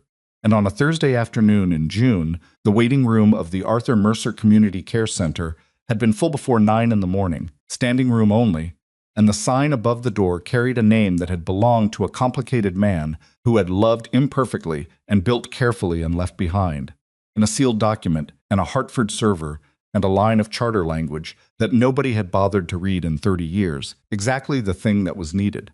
Mrs. Garland finished talking about her tomatoes and looked at him expectantly. "Let's look at your numbers," Nolan said, and reached for the chart. Mrs. Garland was discharged on a Friday. She didn't make a big production of it. She signed the papers, listened to the discharge instructions with the focused attention of someone who intended to follow some of them and ignore others based on her own assessment of their relative importance. And then she shook Nolan's hand with the firm grip of a woman who'd spent decades doing physical work and hadn't lost the strength of it. "The tomatoes," she said. "You'll want to know, I will," he said. "I'll send a note to the floor. In September, when they're coming in properly." She said it as a statement, not an offer. A thing that would happen. "I'll look forward to it," he said. He meant it. That was the part that was hard to explain to people who didn't work clinical care the way a patient's ordinary life. The garden and the tomatoes and the specific anxiety about being away from something growing stayed with you, not as a burden, as evidence that people were more than their diagnoses and their chart numbers, and that the work of nursing was partly technical and partly just the sustained act of remembering that. He walked her to the elevator and watched the doors close, and then he went back to the nurse's station and picked up the next chart. Carol was beside him, updating notes on a tablet. Without looking up, she said, "She's going to send tomatoes." She said September. "We'll see if we're still here in September," Carol said, in the tone she used for dark humor that was also just accurate. "We'll be here," Nolan said. She looked at him briefly. "Yeah," she said. "Probably." That was the closest Carol ever came to sentiment, and he knew to receive it as such. The weeks that followed had the texture of something stabilizing, not healed, not resolved in the clean sense, but finding its level. Consortium meetings for the Arthur Mercer Community Care Center were held every other Tuesday in a conference room on the second floor, and Nolan attended them not in any official capacity, but as the trust's representative, which meant he sat at the table and listened more than he spoke and asked specific questions when the conversation drifted toward abstraction without practical grounding. The nonprofit partners were genuine in their commitment and occasionally naive about hospital bureaucracy, and the hospital administrators were experienced and occasionally dismissive of the nonprofit's community knowledge, and Nolan's function in the room was partly to translate between those two orientations without either side realizing he was doing it. Tessa attended the Patient Safety Committee meetings on alternate weeks and reported back to him afterward with the particular mix of frustration and determination of someone who has chosen to work inside a system they understand to be imperfect, because the alternative is leaving it to people who care less. They keep trying to add approval layers to the escalation protocol, she told him one evening, in the break room, both of them at the end of long shifts. "Every time I present a clean reporting path, someone adds a layer that has to route through an administrator before action can be taken. Why? Liability. They're afraid of a nurse escalating something that turns out to be a false alarm and creating institutional embarrassment." "What did you say?" "I said the embarrassment of a false alarm is considerably cheaper than the liability of an unaddressed patient safety incident, and that I'd be happy to provide them with a cost comparison if they wanted to table the discussion for 2 weeks while I put one together." She drank her coffee. They did not want to table the discussion for 2 weeks. "So the approval layer stays for now. But it's smaller than what they wanted, and it has a 6-hour maximum response window that I got in writing. She looked at him. Everything is a negotiation. Everything is a negotiation, he agreed. Your father should have built a clause into the charter about that too. Probably thought about it, Nolan said. She smiled at that, briefly, and it was the smile of someone who'd spent enough time now in the room, where things actually got decided to understand what his father had been up against when he built the safeguards, and to find it darkly funny rather than simply discouraging. The summer moved through July into August. Nolan's short-term rental became a medium-term rental when his landlord offered him a proper lease and he took it, which was the first decision he'd made in months that felt entirely about the future rather than in response to the immediate past. He bought a coffee maker that was better than the motels, and 2 chairs for the small back porch, and a bookshelf he put together himself on a Saturday afternoon, while Mia sat on the floor nearby doing something on her tablet and periodically handing him the correct Allen wrench without being asked. "You're better at that than I expected," she said, watching him fit the last shelf into place. "I've built things before." "Like what?" He thought about it. "Your crib. When you were born." She made a face. "That's a weird thing to know about yourself. That someone built the thing you slept in. Someone builds everything you use. That's not weird. It's just usually invisible." She considered that with the particular quality she brought to ideas that were new to her, not rushing to a conclusion, but sitting with it for a moment, turning it. "Is that why you stayed a nurse? Because you wanted to be someone who builds things instead of manages things?" He looked at her. She was 11 going on something harder to name, not older, exactly, but further along some axis of understanding that had nothing to do with age. "Partly," he said. "Partly I stayed because I was good at it, and it mattered." Both things can be true. Grandma Eleanor said you were the most important person in the hospital, even though nobody knew it. He was quiet for a moment. "When did she say that?" "Last week, when she came for dinner at Mom's." Mia looked at her tablet. "She said sometimes the person doing the most important work is the one nobody's looking at. She said it was a lesson she learned late." He thought about Eleanor in the parking lot after the soccer game, standing beside him with her practiced words and her particular dignity. "I made a judgment about you." He hadn't expected it to continue past that conversation, to make its way into dinner tables and into what his daughter was told. "Grandma Eleanor is right," he said. "I know," Mia said, with the casual confidence of someone announcing a fact rather than concurring with an opinion. "I always knew. I just didn't have the words for it." He set down the Allen wrench and looked at her sitting on the floor of his apartment with her tablet, in the afternoon light coming through the window, and he felt something he didn't try to name because naming it would have required a kind of sentimentality he wasn't built for. But it was large, and it was real, and it had to do with the distance between the October parking lot and this August afternoon, and what had been lost and what had been found, and what had survived. She looked up and caught him looking at her. "What?" she said.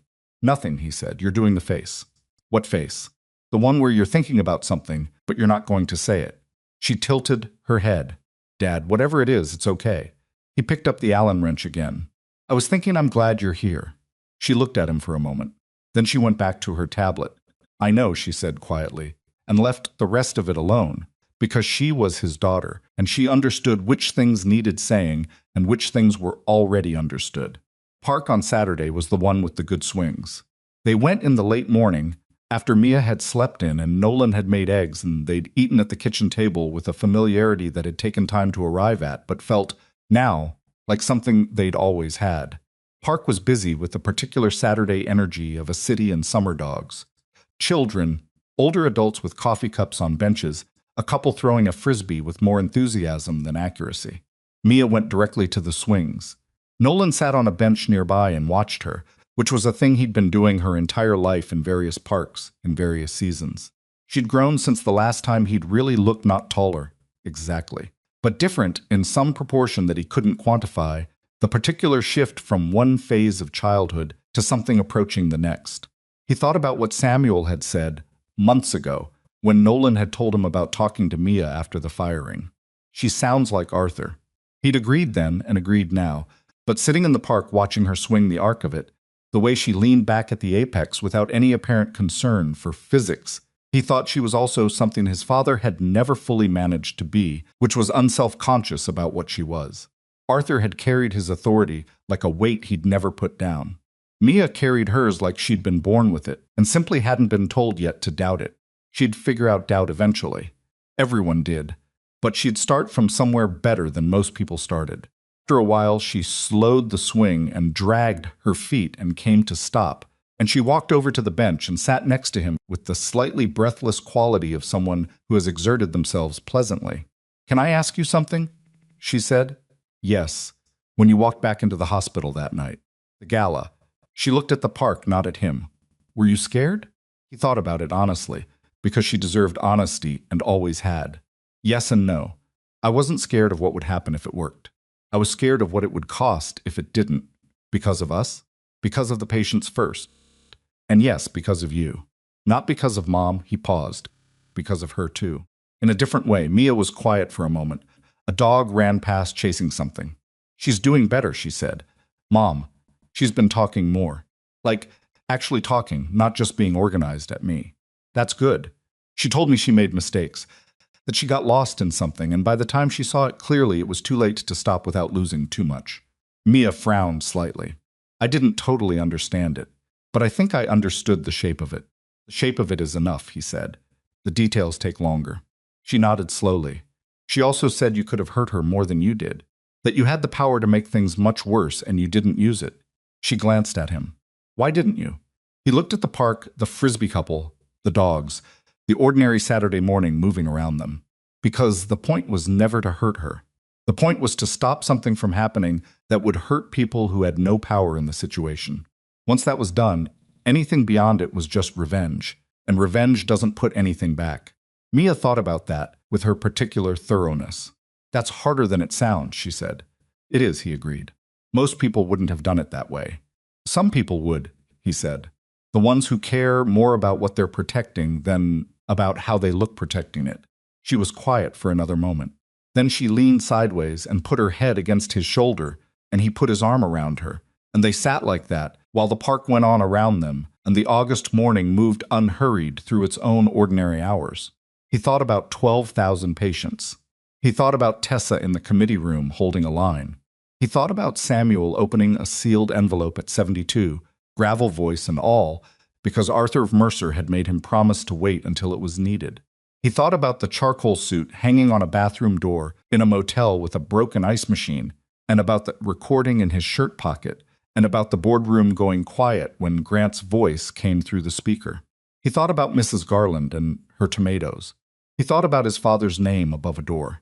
He thought about none of it lasting forever, and all of it mattering anyway, and the long, ordinary work of protecting things that couldn't protect themselves, which was not a heroic occupation and not a visible one, and was the most important thing he knew how to do. Mia lifted her head. "I'm hungry," she said. "You're always hungry." "I'm a growing person," she said with great dignity. "My nutritional needs are significant."